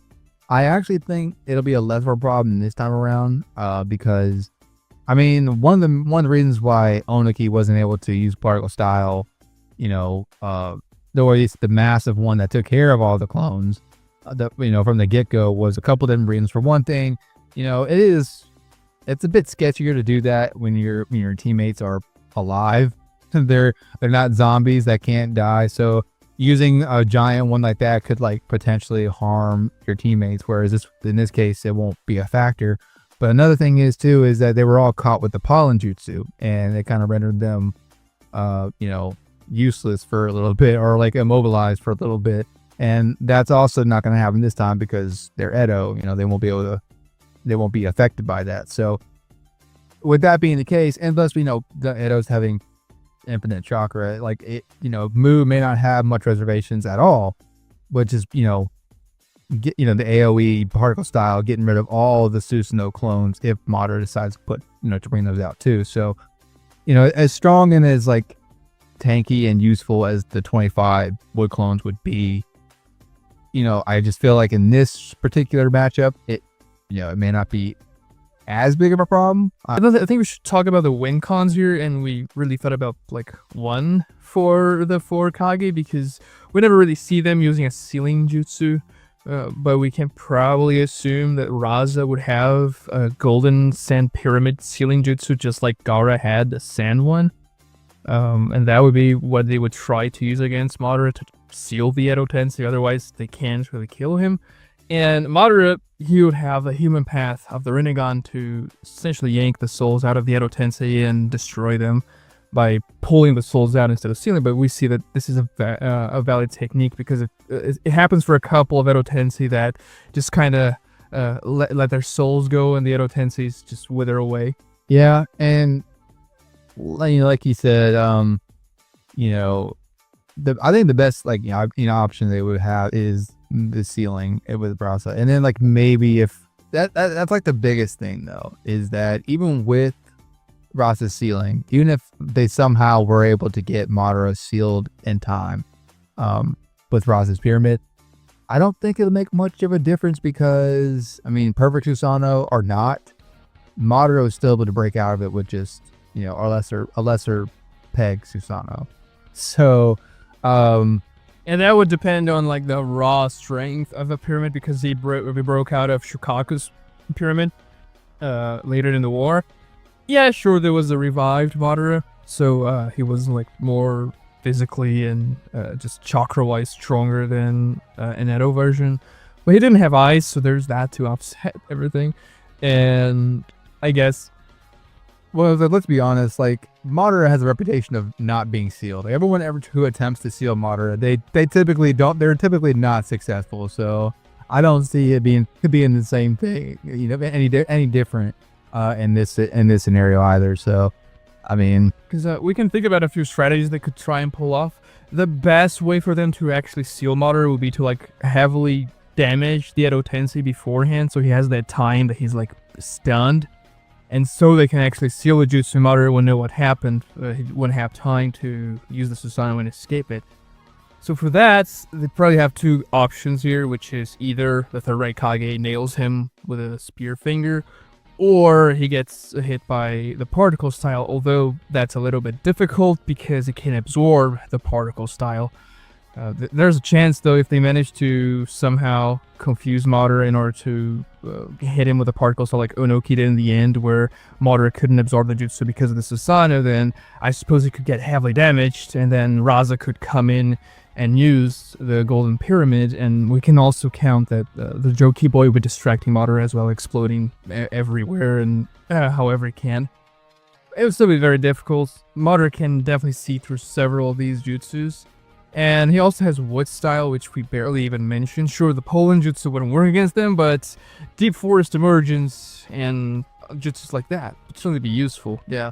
Oh, well, you know, and a factor that may or may not contribute too much. It just depends on how, you know, each prospective viewer feels about it. But we also have to take into account Madara's attitude towards the fight. Now, I'm not saying Madara is at all like reckless, but I mean, again, he's the, like, when it comes to people like this, you know, that he doesn't consider like too much of a threat. He doesn't really take the fight super seriously until like, you know, the very end. Of He the called fight. for it. Yeah, unless he just wants to flex, then he's like, you know, like he did against the 5 Kage. He's just like, okay, well, because they were all like kind of talking smack in their own way, and it was deserved smack talk, because they were like, this is the power of the 5 Kage. We can work together collectively, and this is what we can do when we all work together. And even Madara's like, you know what, that's fair, but and then he, you know, and then like, yeah, but yeah, but y'all are nothing compared to the power that I have, though. Also have to take into account that Madara did fight Mu in the past, and he no-dipped him and Inoki at the same time. We can see that in Inoki's flashback. I mean, sure, maybe Mu wasn't a Kage yet. We don't know exactly the time period for that. It's definitely before the first Great Ninja War, because Madara is still a ninja for the Leaf Village. So, yeah, we can safely assume he wasn't the Kage, but he probably was powerful already. Especially because Onoki was in his teens, I guess we can say that. So he probably wasn't like a Ganon anymore. He had some experience, and then he got absolutely no-dipped, and Onoki even recognized. Oh yeah, but just to backpack your point, like Onoki was like kind of like, he's mentioning Hashirama's name as a way of like yeah, but Hashirama said we were cool, as in to say like he's like obviously really scared of Hashirama, and if Madara is kind of like on that same par, then obviously there's a good reason for it. Yeah. So, I mean, but the Edos, though, it's like their best advantage would be that like they can constantly come back. So I mean, like, maybe like that's why I'm like saying that like their best advantage, one of their best advantages, is Madara's attitude at different points in the fight. Especially if we assume, like, for conversation's sake, that it's like, let's say for a hypothetical situation where this is at a point where Madara's already retracted the contract for the Edo Tensei, and Kabuto found out, so Kabuto decided to like take over their minds and take the fight super seriously.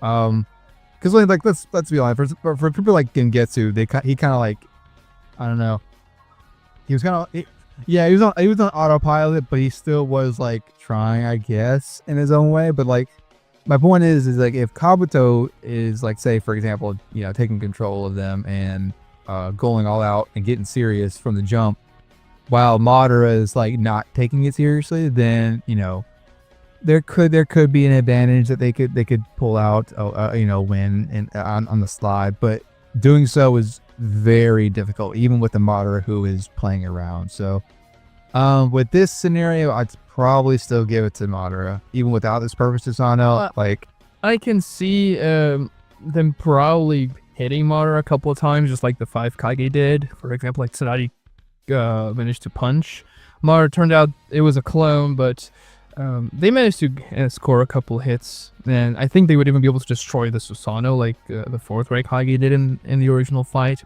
The 3rd Red Kage could certainly do that to, like, not a perfect Susanoo, but a full body Susanoo with his spear finger, or maybe Mu's particle style. You had mentioned earlier about Mu's invisibility ability that might actually land some. Yeah, I think Mu's ability is actually very underrated, because everyone was like, oh my god, like, we can't sense this guy whatsoever.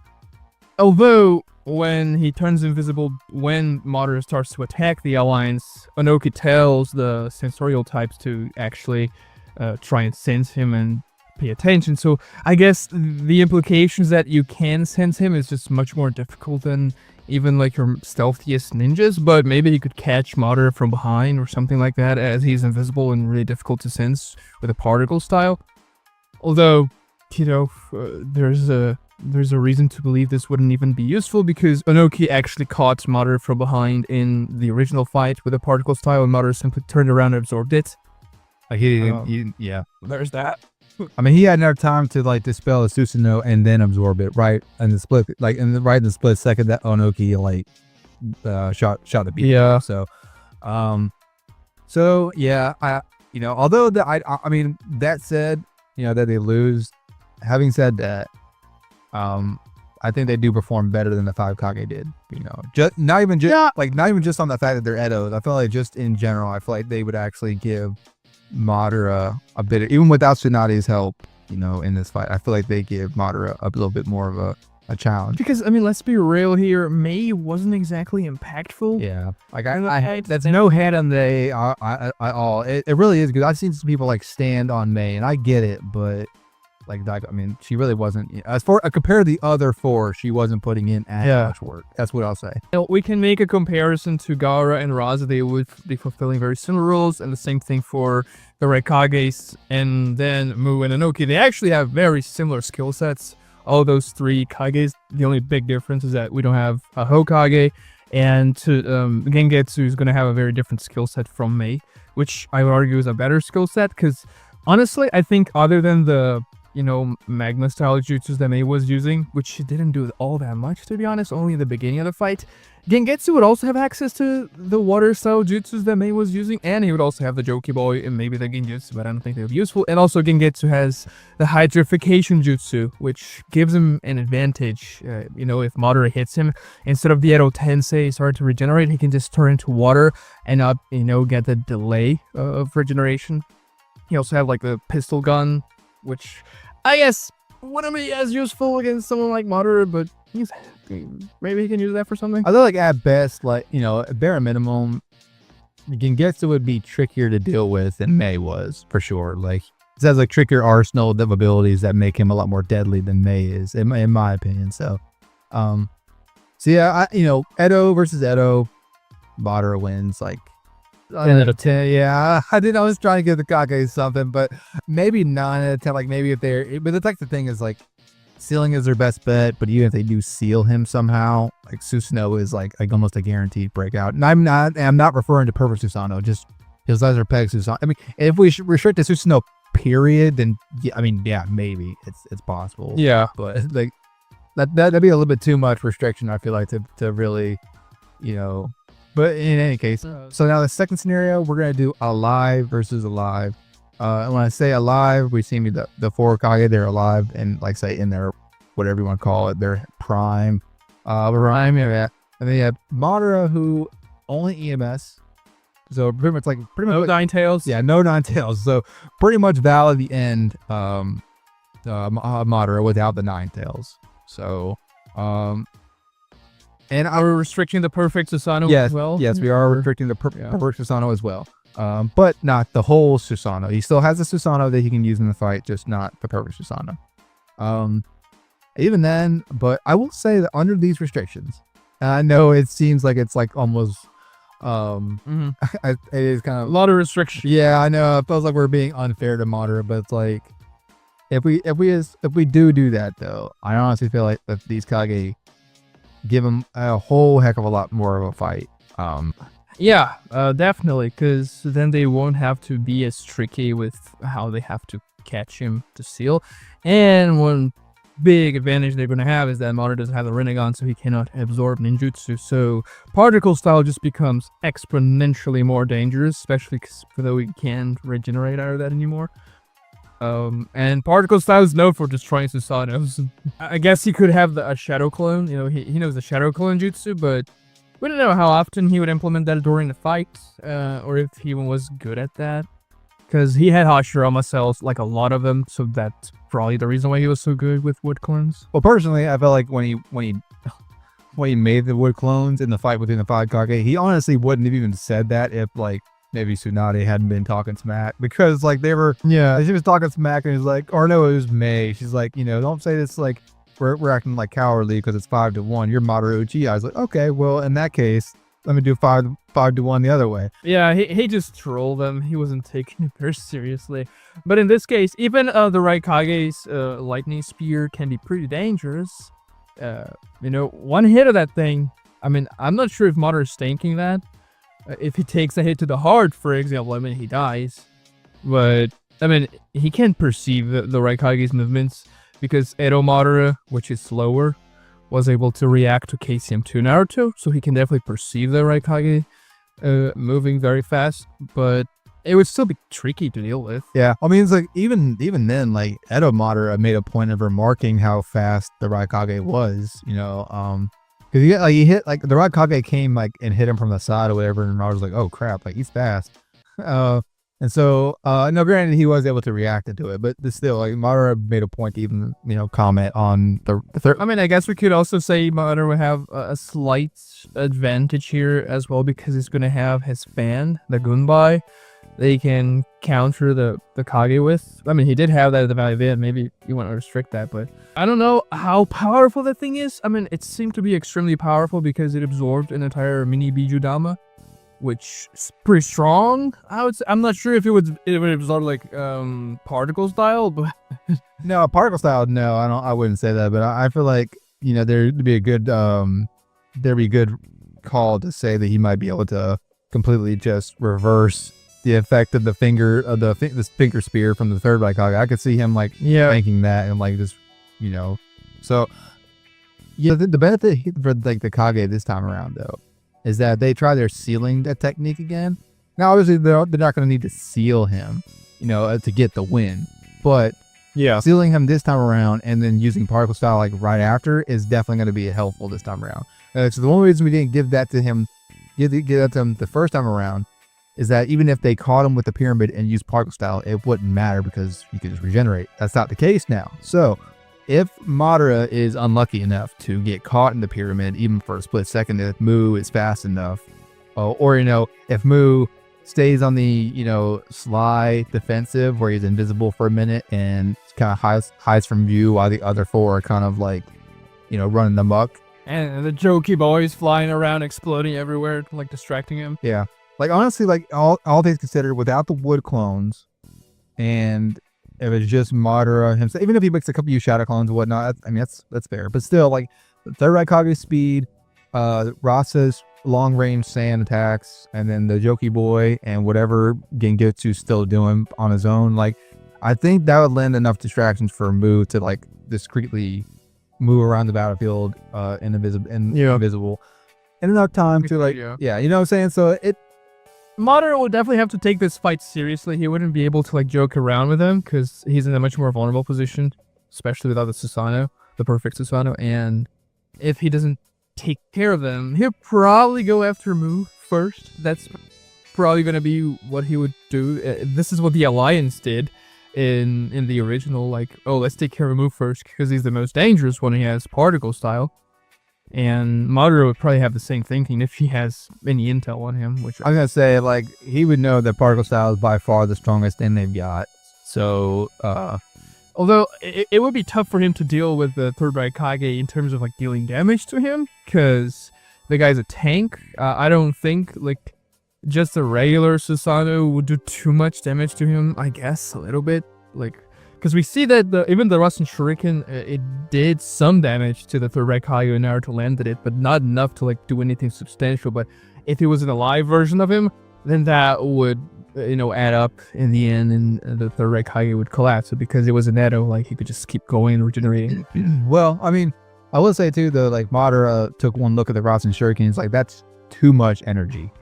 And that same Rasen Shuriken, like you said, like the third Hokage was able to tank it, albeit it was in his Edo. But if we even say that, like, well, I mean, you could really argue that maybe that the third Hokage might be able to tank it better when he's alive, because Edos are said to be not as quite as strong. Yeah, sure, I guess you could say that. But even when those Alliance ninjas were using wind style against him, he was taking like some damage. So it's not as though his lightning armor is completely, indestructible. Like, it's not a Yara mirror all around him or something like that. But it can take damage. So yeah, for sure. Like, he would be able to tank a lot, but still, like, Madara could chip into it until like it crumbles.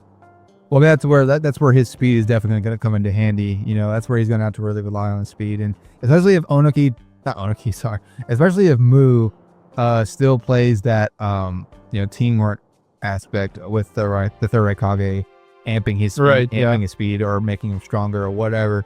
Definitely help a lot more in this fight. And honestly, like I told Daigo, I was like, I'm not so sure if I could really put the third Raikage's overall strength over Tsunade's, but the finger spear, like I feel like definitely should be, if not, a little bit greater. Yeah, that would break through the Susanoo. Yeah, that's what I'm saying.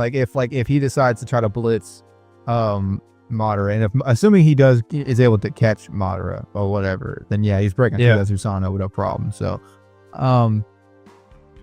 with this one, like I definitely think they got more of a chance. It's just like I said, it just depends on how Madara takes it. That's actually a lot. Madara, like we have to also assume that Madara has Genjutsu going for him. We didn't talk as much about it in the Edo version because I guess it's not even necessary. But we even see like he catches the Raikage on his Genjutsu, and a Wood Clone does that, and it's pretty impactful. So he can use that to his advantage.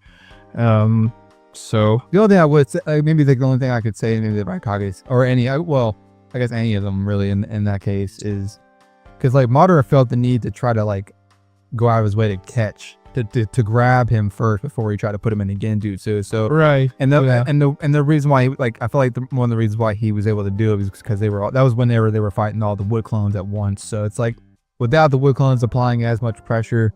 Maybe if the Shadow Clones on the field will probably do the same thing if he has them on there. So yeah, I mean, or he could do that to some. It doesn't necessarily have to be against Raikage. We don't know how resistant Raza and Mu and Gengetsu are to Genjutsu. I guess Gengetsu would be pretty resistant to it, and even Mu as well because of the nature of his jutsu that nullifies his own chakra. But I mean, it could definitely be a little bit of a headache for them. Well, I mean, it maybe like Mu might be on the lookout for stuff like that, because like whenever, like as soon as the Raikage got put in the Genjutsu, Onuki got him out of there and then released the Genjutsu almost immediately. So like maybe Mu might do something similar. I don't know. Yeah, I think with this one, like I think the Kage do give it more. It's like I said like before. It may or may not depend on Madara's attitude towards the fight. I know that's like a cop-out kind of answer, but you have to like remember Madara is one that, like, depending on who the opponent is, may not take him as seriously. Because even the 5 Kage caught Madara off guard a couple times here and there. Without trying to gas him up, too much. But Madara for example, he retracted his earlier statement about Tsunade being a weak woman just for Tsunade, like, letting her fighting do the talking, just so like stuff like that. Like, it just depends on how Madara takes the fight. If he goes all serious right from the jump, then I You know, as much as they would give him, as much as the fighters they would give him, I still feel like that he's still, you know, a serious moderate takes it without much difficulty. But if he's like still kind of like being, you know, that typical, you know, moderate, then I think they have a lot better chance to catch him off guard and actually kill him. So it's just with Alive, he has a lot less room to do stuff like that. You know, I feel like one of the main reasons why like he was joking around with the 5 Kage was because he was Edo. So he wanted to see what his I can definitely see that. He wasn't worried about dying, and he really wanted to see what the 5 Kage could do. But in this situation here, when he's alive and fighting against 4 pretty strong ninja, sure, none of them comes close to Madara individually, but when you put them together, they become really dangerous. Even for Madara, so he would be taking the fight more seriously, kind of like he was taking the fight against Hashirama seriously from the get-go. Yeah, 100%. So, but this one though, I'd say like Madara still takes it, but like, I'd say 7 out of 10. I don't think 7 out of 10. Yeah, I think that's fair. Yeah, if he's serious, then it's like 8 or 9 out of 10. That's fair. Yeah, it just depends. But yeah. That's episode 4. This one was a little more interesting than I gave it credit for. Can you ask Daigo? Like I was thinking, like maybe I was gonna do a different topic because like maybe this video didn't have as much merit because I felt like and again like maybe it doesn't because we did restrict Madara on a couple of occasions for both. If these 4 Kage, they're pretty cool. They're not talked too much about, but they're pretty cool. Like they have interesting characters and abilities and stuff. So they're nice to talk about from time to time. Maybe a better idea for a future video would be like maybe put Obito, White Mask War Arc Obito in that position and fighting these 4 for Edo, or even the 4 Edo Kage versus the 5 Kage. That would be good too. Yeah. Actually, you know what? Yeah, comment below, y'all. Comment below what y'all think of why we should do that, or you know, let's list some other ideas. We got a couple in the works, but we're only gonna do like 1 or 2 more videos anyway of this series, and then we'll wrap it up. But in any case, thank you Daigo for being on the channel again. Yeah, thanks for having me. If you haven't yet, like the video and subscribe to the channel. Make sure you go subscribe to Daigo's channel if you haven't already. Just comment below what y'all think, if we're gassing up the Kage too much or giving him too much leniency. And while you're at it, go ahead and list some ideas for, you know, different versus battle videos. Like I said, we already got a couple in mind, but I could be persuaded otherwise if the video is interesting enough. So thank you all for watching all the way to the end if you have, and until my next one. Back today doing episode 5 of our 4th War reshuffle and starting a little mini series of my own. Today I got Daigo again with me. Say hey, everybody. Hello everybody, how's it going? So if you guys can't tell, this is a video that I did a long time ago. Galaxy far away. Here we go with the jokes again. Here we go. So like this is a video that I've done before, and I'm starting this new mini series of my own and going back and reviewing some of the versus battle videos that I've done in the past, ones that I feel like are worth redoing.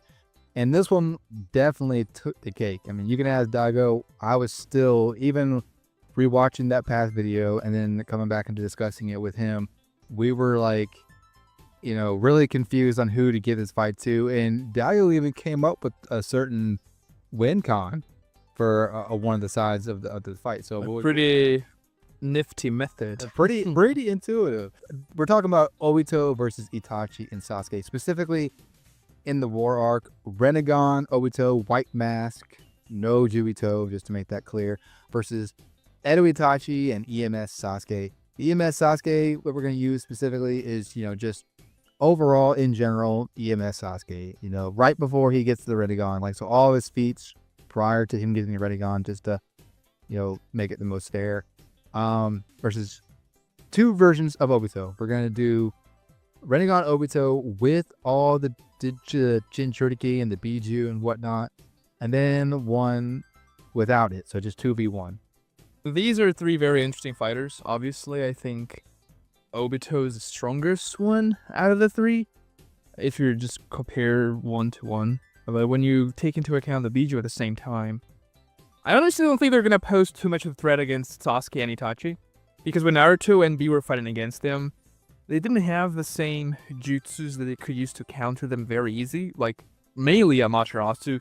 if Obito chooses to make them Bijus out of the gate or something like that, which I don't think he would, but if he did, it's very easy to just nail them with Amaterasu, and we saw how fast the Eight Tails was consumed by it when Sasuke fought against it. So, Obito would probably just use the Jinchurikis, or maybe version 2. And even if he does so, Itachi and Sasuke have the Susanoo. They still have Amaterasu, which we've established before, me and Lightning, that they are probably not going to dodge in Amaterasu. Maybe Han, because he's fast. Maybe Yagura with that mirror thing of his. But other than that, Amaterasu seems to be a pretty good way to just counter the Bijus. And Obito would certainly use them as bait, probably, to try and get an opening and Kamui either Itachi or Sasuke, or even hit him with a wood-style attack, or a Rinnegan rod, or something like that. The problem would be Obito, obviously. Yeah. Obito himself. Yeah. But the Jinchuriki would just be the pawns that Obito would use, sacrificing them in the battle to get an opening, like one would.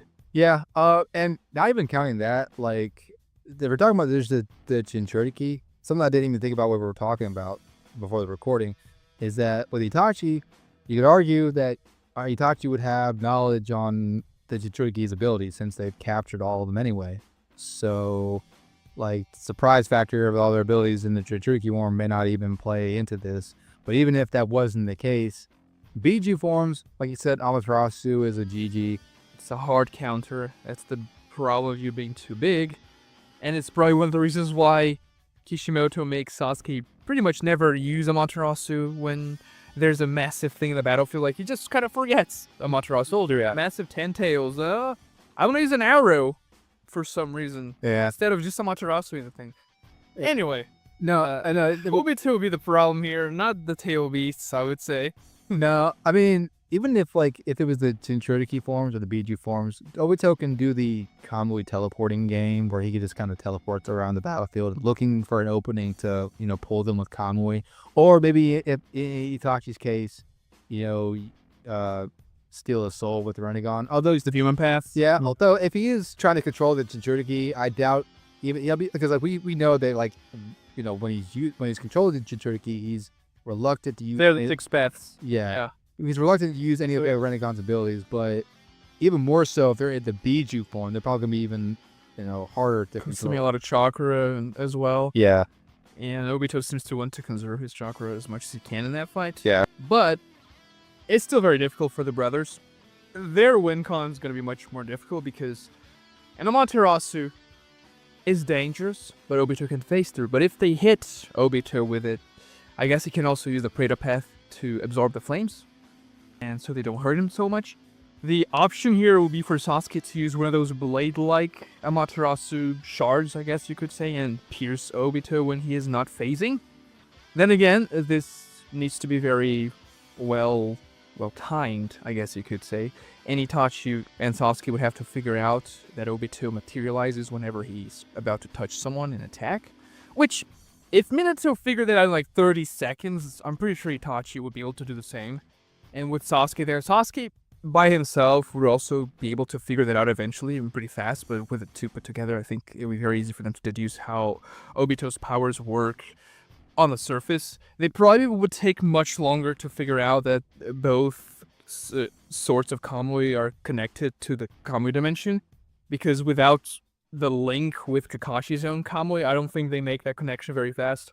Yeah, we had talked. Maybe eventually. Yeah, me and Daigo talked about this before we started recording, because like if we're operating on the assumption that this is Obito with the mask on, Itachi's not going to know that it's Obito under that mask. I'm going to assume he's not going to know it's Obito behind that mask. So, and this is like very specific. Like Sasuke might actually be the one to figure it out because he's seen Kakashi's Sharingan pattern when he's in his Mangekyo.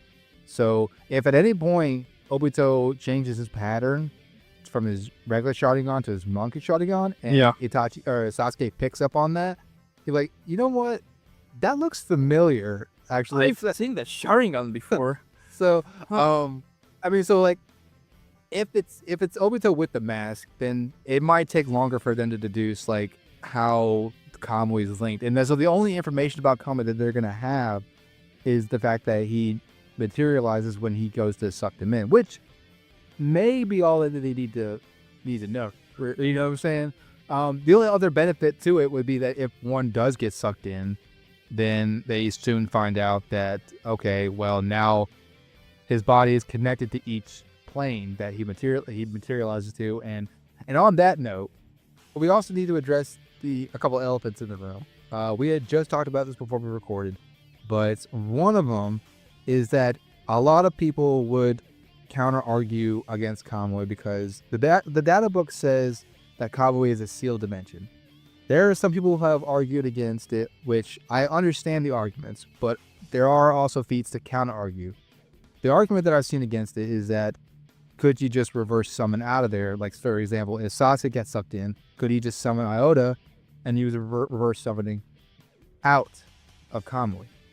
I get the argument, but the thing is, and now look, me and Daigo were joking about it earlier, and we joked about this in the past video of ours, that Obito was kind of careless when fighting Minato because, I mean, he was fighting Minato, so why was he not aware that he could just teleport to the kunais like he knows he can do?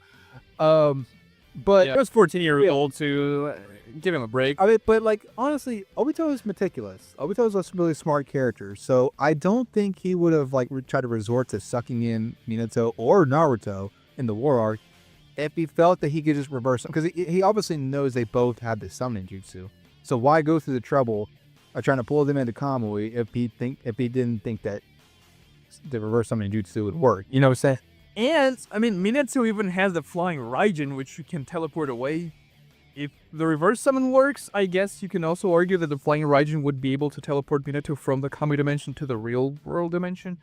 So, it's probably not going to be the case. If you get sucked in, the only way to get sucked out is by another Kamui. Yeah, I mean, that is true. Like Minato went out of his way to make sure he didn't get teleported. And he still had kunais in the Leaf Village that he could teleport to if he did get sucked in. The other elephant in the room is the location argument that I was presented to a while ago. Because the argument that I was presented was if, say, for example, one of the brothers gets sucked into Kamui and, they're just in there, there's no the argument that there's no guarantee that whenever Obito faces his body part, it's going to be in the exact same place that one of the brothers was sucked into, because you could say that, well, they were sucked into a completely different place. Kamui's a big dimension, this and that, which it's not the case though. Well, the thing is, like, okay, so assuming that they're fighting in the same battlefield, I imagine it'll be the exact same thing that happened to Kakashi when he got sucked in and countered Kamui. Like, Kakashi got sucked in, Naruto went to hit him, Kakashi was in the exact same plane at the Kamui dimension where Obito's torso is at whenever he faced through the attack. I don't see it being any different if all three of these combatants are in the same battlefield. Yeah. The same thing happened for Naruto's Shadow Clone when he unmasked Obito. The same thing happened for Kakashi's kunai when it nicked the mask. The same thing happened for Naruto's Rasengan when it hit Obito's arm. They were in the exact same spots in the Kamui dimension. And you brought up the counter argument for the Five Kage Summit's Kamui thing, which was Sasuke and Karin should have seen Torune and Fu getting sucked in, because, well, they were sucked in by Obito as Sasuke and Karin were in the Kamui dimension, but Sasuke and Karin were sucked into Kamui in the Five Kage Summit location, not on the bridge, so they wouldn't be at the same place. And then Obito just Kamuis them back into the real world at the bridge as well, which makes sense. Like, they get sucked into from their location in Kamui into the real world where Obito is, but they weren't sucked into Kamui at the bridge like Fu and Torune, so they wouldn't necessarily meet each other. Yeah. So I'm going to assume that if Obito pulls any of them in, they're not getting out. It's a GG. And on the other argument that if Obito does suck one of them in, they still can counter, because Obito will still be in the same quote-unquote vicinity as the other combatants. So yeah, I just wanted to address those elephants because those were like some of the bigger, like, that don't get me wrong, they were great counter arguments. They're great arguments. I could see why and how people were thinking in that way, but this is just what we think about those particular subjects. So now that we got that out of the way, so with the Biju and with the Jinchuriki, honestly, like, me and Daigo agreed that like the Jinchuriki would probably put more pressure combined with Obito's arsenal on the two brothers than the Biju would, because of reasons we've already established. Yeah, if they manage to launch a Bijudama, for example, before they get taken by Amaterasu or something like that, they can do a lot of damage to a Susanoo. They can probably destroy a Susanoo, especially Sasuke's without the Aramir. And that could be a pretty good opening for Obito to come in and just get them. Also, let's be real here, Han, in his base form, sure he was enhanced by the Rinnegan and the Sharingan, he managed to kick Casey and Naruto pretty bad. So, like, some of those Jinchuriki are pretty powerful in their own right, without even the Tail Beast form. Oh, well, you know what? Something else that we forgot to mention, and I don't know how much this will like help them against Itachi and Sasuke specifically, but their vision being linked. It would be helpful for sure. Like, it would make Obito much more aware of the battlefield. Mm-hmm. I think with the Jinchuriki, they just allow Obito a lot more pressure to put on them to be able to come up with the plan to pull them into Kamui.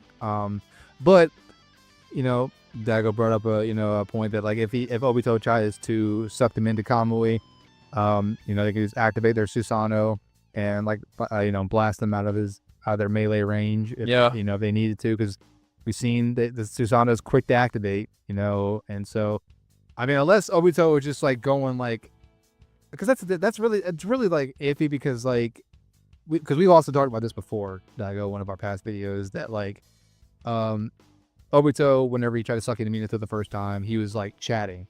He said something to Minato a little bit before, and then he immediately says like, okay, as soon as we touch, he's done for. And assuming if he was correct about this, if he was correct in assuming that as soon as he touched Minato, he was gonna be able to pull him into the combo dimension just like that, I don't know. So there's some time that you need to take into account. Yeah. And if the Susanoo manages to activate before Kirin hits the ground, which is supposed to be even faster than an Amaterasu, for example, I think they would have time to activate it before they get completely sucked in. And as we've seen Sasuke using it against Danzo, when Danzo was about to strike Sasuke with a sword, the Susanoo just kind of expands and launches whoever is in the vicinity outwards.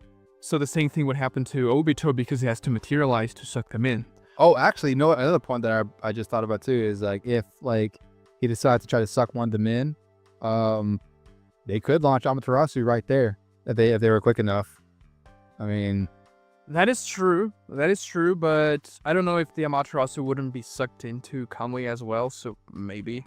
yeah, that's fair. I think the Susanoo would be the safer option here. Yeah. Just to make sure they are not sucked into Kamui. So two counter arguments about the whole Kamui on its own, the phasing. Real quick, I'll say something that on mine real quick, and then I'll give it the mic to Daigo about what he came up with. So for me, when it comes to the Kamui pull-in, Itachi isn't really, massively known for using shadow clones like Naruto and Minato are to an extent, but he can use them. And I thought that like he might pull a bait and switch on a one or two shadow clones to go to Obito. And I don't know if Obito would be aware that Itachi can detonate the clones on command.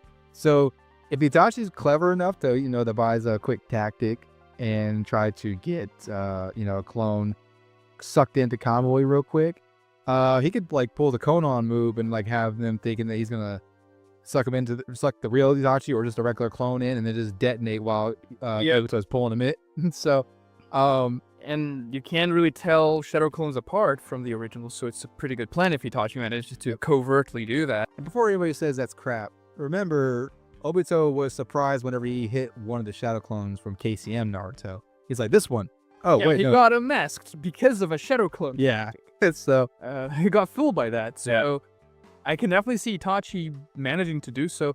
And I don't think a detonating shadow clone would kill Obito or anything, but it would damage him at least. Kind of like what Konan did to Obito when she exploded on Obito. Yeah. Well, and depending on where the fight is at by this point, if Itachi and Sasuke are still in pretty decent condition, that's going to be even worse for Obito. So, but now I'll pass the mic to Daigo, and I'll let you tell everybody what the epiphany that you came up with. Alright, so this is a very interesting win con for Itachi and Sasuke that I thought about. And it really relies on Sasuke's ability to control the dark flames of Amaterasu. Which is, they're fighting against Obito, right? So maybe Itachi use the Totsuka blade, which I guess we haven't spoken about this, but we're pretty sure Obito would be able to phase a Tosuke Blade. It says it's an immaterial sword, but Itachi is not going to hit Obito because Obito is not in this dimension. The sword is immaterial, but it's still in this dimension, so Obito is going to phase through that. I was gonna say, just so everybody in case wants to argue about that. Like, yes, the sword itself might be ethereal, and it may not be physical, but it's still physically in the same plane as Obito. If Obito dematerializes his body, that part of his body is leaving the plane. So, yeah. So for this strategy to work, Itachi can use a Tosuke Blade or some other jutsu. Itachi and Sasuke have pretty good teamwork, so they would definitely come up with something. They just have to make Obito phase his body, like his thorax or abdomen or whatever, maybe even the head. And then Sasuke uses a small shard of Amaterasu and leaves it inside of Obito's body as he is phasing. It doesn't have to be very large, but if Sasuke controls the Amaterasu with his Inferno style, he can leave the shard there, inside of Obito, until Obito has to rematerialize. Because when Obito is using Kamui, it doesn't matter where the attack is coming from. It doesn't matter if Obito is aware of the attack or not. If it's going to hit Obito, Obito is going to phase through that without even wanting to, if his Kamui is activated. So, if Sasuke leaves an Amaterasu shard inside of him, he's going to be phasing through that. Like, his internal organs are going to be in the Kamui dimension. However, if he materializes back again to touch someone and attack in any way he wants, or if the 5 minutes of Kamui expire, then his body is going to rematerialize, and it's going to be affected by the dark flames inside of him.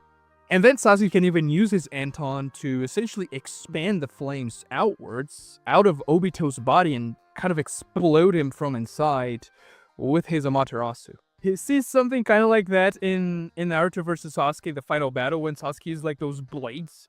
This is only in the anime, but I think it's a really cool scene. And we see Sasuke doing similar things, being able to create like blades in the manga as well with his Amaterasu. So I think this is a plausible situation. Sasuke gets compliments all the time about his control with Anton anyway. So I'm like, especially if this is in the scenario without the Biju, then the other Biju won't be there to add pressure enough, while, to distract Sasuke, Obito leave. Because Obito cannot use his Kamui to teleport away if he has an Amaterasu shard inside of him, because he has to materialize in order to use that.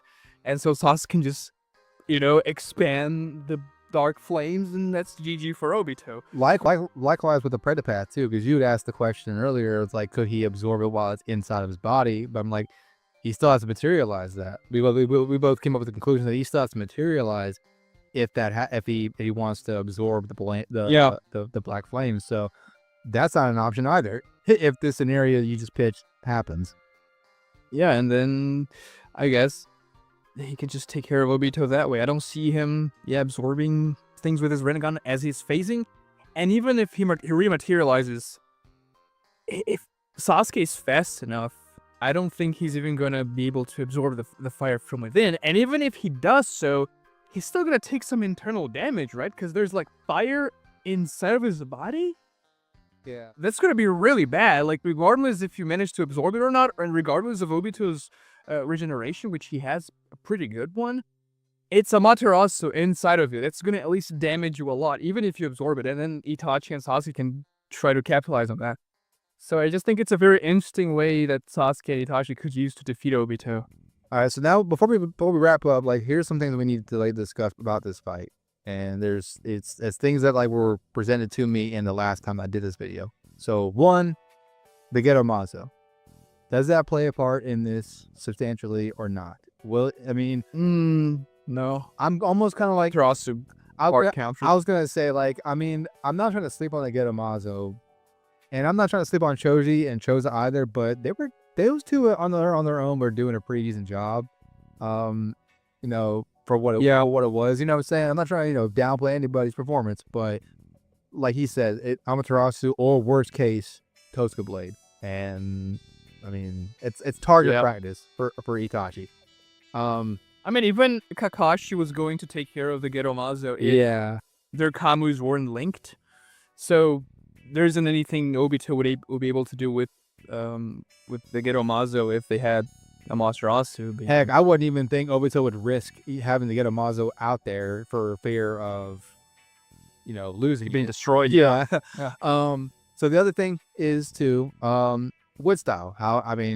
Wood style, how Hashirama sells is that that definitely does help in a fight like this. But I mean, don't get me wrong. Obito's wood style is not that powerful. I was gonna say, like, don't get me wrong, like Obito's wood style is decent, but I honestly would argue it's just a couple pegs above Yamato's wood style. Like, it's not fairly substantial like Madara is or whatever. In fact, I think the most useful thing he has with the Hashirama cells that would be the biggest benefit for him is his healing. That'd Yep. be it. But with the attacks that Itachi and Sasuke can dish out, like, yeah, they're not like overwhelmingly physical. I mean, outside of the punches from the Susanoo, but they do a lot of crazy hacks damage. Not so much like raw physical strength. There's also Tsukiyomi, which I guess you could argue Obito will be able to break out of it like Sasuke does in their fight. But a lot of people say the Rinnegan makes you immune to ocular genjutsu, which is not the case. Kakashi puts Obito under an ocular genjutsu when they're into the Kamui dimension before they fight for real. So it's not immune. Like, Kakashi was able to affect Obito that way, even though Obito broke out of it afterwards. Yeah. Well, also too, like, But if Obito can't resist Tsukiyomi, I mean, then he loses, because I don't really see Obito winning the battle against the mental anguish he's gonna suffer in there with Itachi, putting him in like a 72-hour torture scene. Obito is not exactly the most mentally strong character, I would. No, he's not. No, and I brought this to Daigo too, another like contributing factor on the Tsukiyomi argument, and it's up to interpretation. It's how you feel about this sentence that he said to Sakura, but because there is a couple ways you can interpret it. But when he says to Sakura that he almost lost himself with just that one Rinnegan, I've always interpreted that he meant like his mental state. And if that is the case, that might help Tsukiyomi beat Obito, because Tsukiyomi's already a tough as nails jutsu on its own. That's not even counting if you have anything else like mentally weighing you down at all, or even physically weighing you down at all. It's gonna help Tsukiyomi even more so. So if Tsukiyomi is landed on Obito, I actually would probably give it to Itachi to be able to win that one. But I mean, Obito is aware that Itachi has Tsukiyomi, so I feel like Genjutsu would probably. I mean, all things considered, Obito's no Genjutsu slouch either. So I think I don't think Tsukiyomi is gonna be the battle ender, but if it is launched, I do think Itachi would probably have the advantage. And then the last thing we need to cover is Izanami. Oh, Izanami. Honestly, usually I just kind of ignore Izanami as a possibility for Itachi most versus battles, because usually it's just not gonna work. But in this case, I don't know. I think Obito is the type of character that would fall for something like that. I think because we discussed this in our old video with Obito versus Itachi. This specific like Edo Itachi versus White Mask running on Obito. We covered Izanami, right? We said that like we weren't really sure if Itachi would be able to put enough pressure on Obito by himself to set up Izanami. Right. But now that he has Sasuke backing him up, I think Itachi has a lot more liberties to be able to do so. Especially when the Biju are not a factor, when it's just the 2v1. Yeah.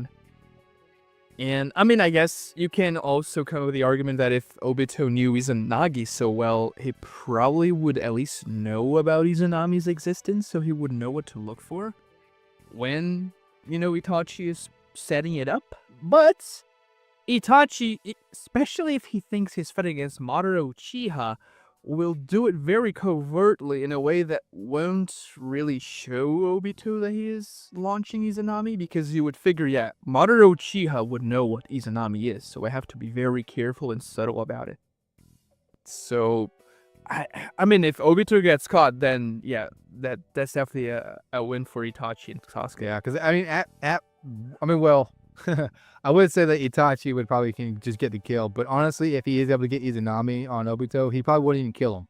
He'd be like, honestly, that would benefit us, Obito being a good guy, because I mean, eventually in order to break out of Izanami, you'd have to be Like Kabuto. yeah. So, So he would talk no jutsu. It would essentially be Obito post talk no jutsu. yeah. He'd be a good guy. Yeah, I guess. So wrapping up, I think with the Biju, I think Obito still does win. I'm kind of leaning on this 6, maybe 7 out of 10. Obito wins with the Biju. Yeah, I'm with you on that one. Yeah, I think it's Itachi and Sasuke can still win, I would say, but it's much more difficult because of the added pressure and all that. On But the opposite side, though, if Obito makes a mistake, I'm in. I think that's gonna be a GG for him. yeah. On the opposite side, though, I think I was convinced otherwise as we were talking. Because you could ask Daigo. I was telling them I was very 50-50 for like the most part, but I was still giving it to Obito. But I do think, I don't know. I think Itachi and Sasuke are lucky enough to maybe get out of it alive by the skin of their. I still think it's high diff. I'm on the side of it's a 6 out of 10 in Sasuke's Yeah, I agree. favor. So I know I'm still gonna Because go ahead. you know, Obito fought against 4 very powerful opponents at the same time for a pretty long time. Naruto, Kakashi, and Guy. But Naruto and Sasuke, they just have so many more hacks and things like that. I mean, Kakashi has Kamui, sure. But the arsenal, especially Itachi's arsenal here, it's very difficult to deal with. And, you know, the kind of way that I came up with, I think it's a very interesting way. If Sasuke maintains that Amaterasu instead of Obito, I think it's pretty valid. So it would be very difficult for Obito to deal with those two. And you have to also take into account that they fought against Kabuto. And Kabuto at that point was one of the most powerful characters in the history of the verse, I would say. And they were nerfed by the circumstances of them not being able to kill him. So they had to fight in the most difficult way possible, and they still managed to come out on top. And they wouldn't be, quote-unquote, nerfed that way against Obito. They'll be able to, like, go, you know, full force against him. One thing we did forget to bring up was the Uchiha fan, but I mean, I mean, Obito wasn't even that good with it, to be honest. He just kind of, I don't know, he used it to block Shuriken. yeah. I mean, I guess I could like. Madara was using that to absorb mini Biju bombs and redirect them, but Obito, hey, did he ever use a jutsu with it? That's not like in a video game. The only thing I remember him using it for, he used it in conjunction with Kamui, which I thought was pretty clever. Whenever a guy tried to like hit him, and he kind of just made. Oh, when he trapped Guy, yeah. So I mean, maybe Like, he kind of used it it was pretty much a fake out. Yeah. With a fan, he like phased the fan through Guy, and yeah. I mean, I don't even think the fight would be very melee, anyways. When it, like, sure, Obito would try to get that, but I think Sasuke and Itachi would try to fight at mid-range most of the time. So, I don't think the Gunbai would make much difference here. yeah. Dang, I love this verse battle video, but I hate it as well because it's so tricky. But yeah, I think don't get me wrong, I'm still like really on the fence about it, even in the 2v1, but I'm still kind of giving it to Itachi. By the skin of their teeth, I think they win. You know, I think if anything, like Itachi will go out of his way to sacrifice himself to make sure like he gets all the information he needs to get on Obito's abilities, so Sasuke could take the win at the very least. So I think, I don't know, I think the worst case, like one of them gets out alive in this fight, if that counts as a win con. But either way, it's a high diff on each side. But there y'all have it. There's Fair. episode 5 of our Fourth War reshuffle, and technically the second entry of my new Was I Wrong series. I don't think anything was really different. I think I still said Itachi and Sasuke still win. First scenario was different this time around. But yeah, so there's episode 5, y'all. I hope y'all enjoyed it. Daigo, thank you so much for being on our channel again. Thanks for having me. Be sure to tune in till next episode. Let us know what you guys think about this episode. Let us know in the comments what other verse battles we should do on the Fourth War Reshuffle. And while you're at it, why don't you also comment on any of the videos I've done in the past that you feel like is worth redoing. I'll take a look at them and I'll see what you guys say and think it over. But thank you all for watching all the way to the end. If you have, make sure you like the video if you haven't already. Subscribe to the channel if you haven't already. Go subscribe to Daigo's channel if you haven't already. Thank you all for watching. See you till the next one. Lightning Blade.